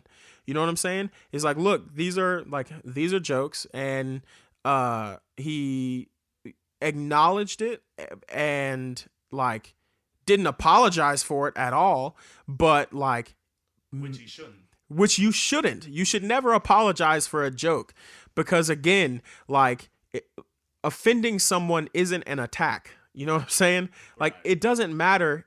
I could say the most wild fucking offensive shit in the world to you right now, and like, as far as like your life goes, you're perfectly fine. It doesn't cause you any sort of like physical damage. It bothers you how much you let it bother you. And the problem has come when people feel like being offended gives you the right to punish somebody. You know what I'm saying? It's like, that's a dangerous gun, man. You could see it even going on now in this, this political and social climate. Yeah, it's like self-censorship. You know what I'm saying? It's like, we're gonna, censor what you can say because you might offend somebody. But like, I really respected the way that Dave Chappelle handled that criticism that he got for that. And I think he's probably the best person we have doing it right now. Not really. Dude, another perfect example is the Bill Cosby joke he made. Oh, yeah. And his, like, he rapes, but he saves. You know what I'm saying? Yeah. And he saves more than he rapes, but he definitely rapes. Like, that shit was hilarious. Didn't Dave Chappelle say he was the first serial rapist in history? Or he's like the greatest serial rapist ever to exist. I'll have my ass on that one, dude. But like that's a rape joke, and a lot of people would say, like, you definitely can't do rape jokes. I've been in rooms where someone made a rape joke, like, and it got silent. Like, people were like, bro, like, no. But Dave Chappelle does it in a way that sells the joke as a joke. You know what I'm saying?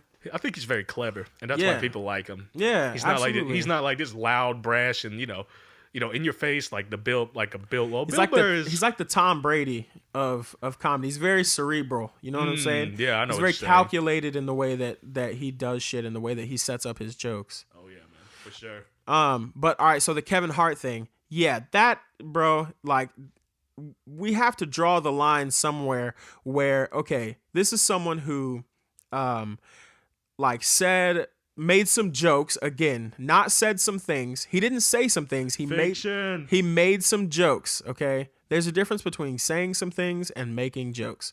He made some jokes like 10-ish years ago, 8, 9, 10 years ago, in a world where, This dude, that was a dope sneeze, dog. It's gonna get picked up on these Um, mics, man. in a world where, not that it was acceptable back then, but it wasn't as, vehemently like repulsive as it is now. Like the shit that he said back then didn't raise anybody's eyebrows. You know what I'm saying? Right. So you have to add context. People want to take context completely out of the discussion. But yeah, this is some shit that was like forever ago in a time where this, was way closer to acceptable than it is now. And not only that, but it has already come up before and he's already apologized for it. Right. He's already acknowledged that, that way of thinking wasn't, the way that he wanted to represent himself. He already, acknowledged the fact that it was wrong of him and he apologized for it. And since then, hasn't made any types of jokes like that, hasn't, made any sort of tweets using homophobic language or anything like that. But now it's like, okay, well, you already apologized for it, but like, we want another apology. And it's like, and for him to be like, yo, like, I already apologized for this. I'm not gonna sit here and like, I respected that stance. He did end up apologizing anyway. Just because that fucking social pressure is a lot, but we have to draw the line somewhere where it's like, okay, we understand. It's like when people bring up the fact that, the founding fathers owned slaves, right? Because everybody owned slaves. Like obviously it's not the people want to lose context of, it's like, people expect them to be like, oh, well, there could be a world in which we didn't own slaves. Like, that's not the world they lived in. You know what I'm saying? They did what every fucking body else did. You know what I'm saying? And yeah, it's real dangerous. It's a real dangerous fucking line that we're walking where, if this is the type of precedent that we're setting, what is going to happen? People forget that like a culture changes. And so we could be talking like wild reckless about, people shit on PETA all the time, right? Like, yeah. So what happens if we make some jokes about PETA, but fuck in, 10 years, PETA is some sort of like dominant force of culture somehow. People eat tasty animals. Yeah. And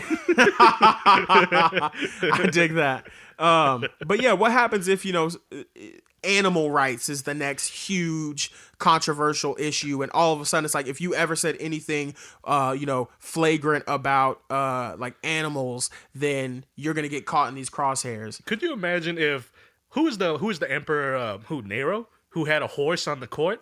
Yeah. Man, imagine 100%. We're reverting back to that. Yeah, 100%. Oh god, man. Yeah, we gotta have more animal diversity in our fucking. We can't all have golden doodles. You know what I'm saying? We gotta have more animal representation imagine a goldfish in our social system. Imagine a goldfish being a Supreme Court justice. It'd be amazing because he died in like 2 years and you can change it out. Justice Bubbles. Yeah, dude, that would be tight. Yeah, he died. They're not gonna be there for like 80 years. Oh, dude, there needs to be an age limit on the president too. We won't get into politics. No, we're not gonna get into politics. I'll talk forever about that shit. And plus I got some people coming over in like 40 minutes. I gotta get ready. I feel you. Yeah. How you want to wrap it up? You want to? I don't know. Continue with what you were saying. I'll find a way to wrap it up. I'll find a way. This whole show's just winging it too, man. Hell yeah. Yeah, I'll plug our podcast for a second if that's cool. Yeah, go ahead. Chill? Go ahead, man. Yeah, we don't literally have nothing fucking planned. But yeah, it's called Winging It. It's me, my roommate Daniel Sheffield, and my girlfriend Mary. DMT is what we're called, the three of us, the tripod. But yeah, man, it's just gonna be us, like me and Honor doing right now, just fucking kicking it, and hopefully we'll have some guests, man. I want to have you on at some point. I appreciate it, man. But yeah, and we're gonna be eating wings. That's part of the Winging It. Getting wings. Are y'all gonna be going gradually spicier? No, no, not doing the hot ones take. I'm not trying to fucking roast my asshole like Sean Evans. He just takes it, man. Dude.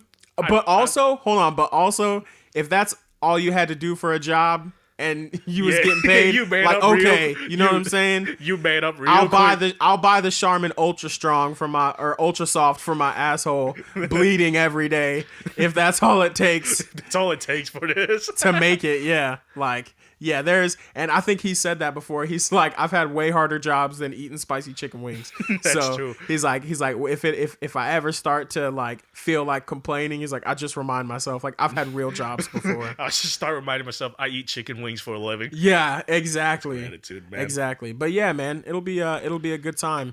We're setting up a studio. We have an empty bedroom in our house, so we're in the process of building up our studio right now, and hopefully we get some episodes out around the end of the year.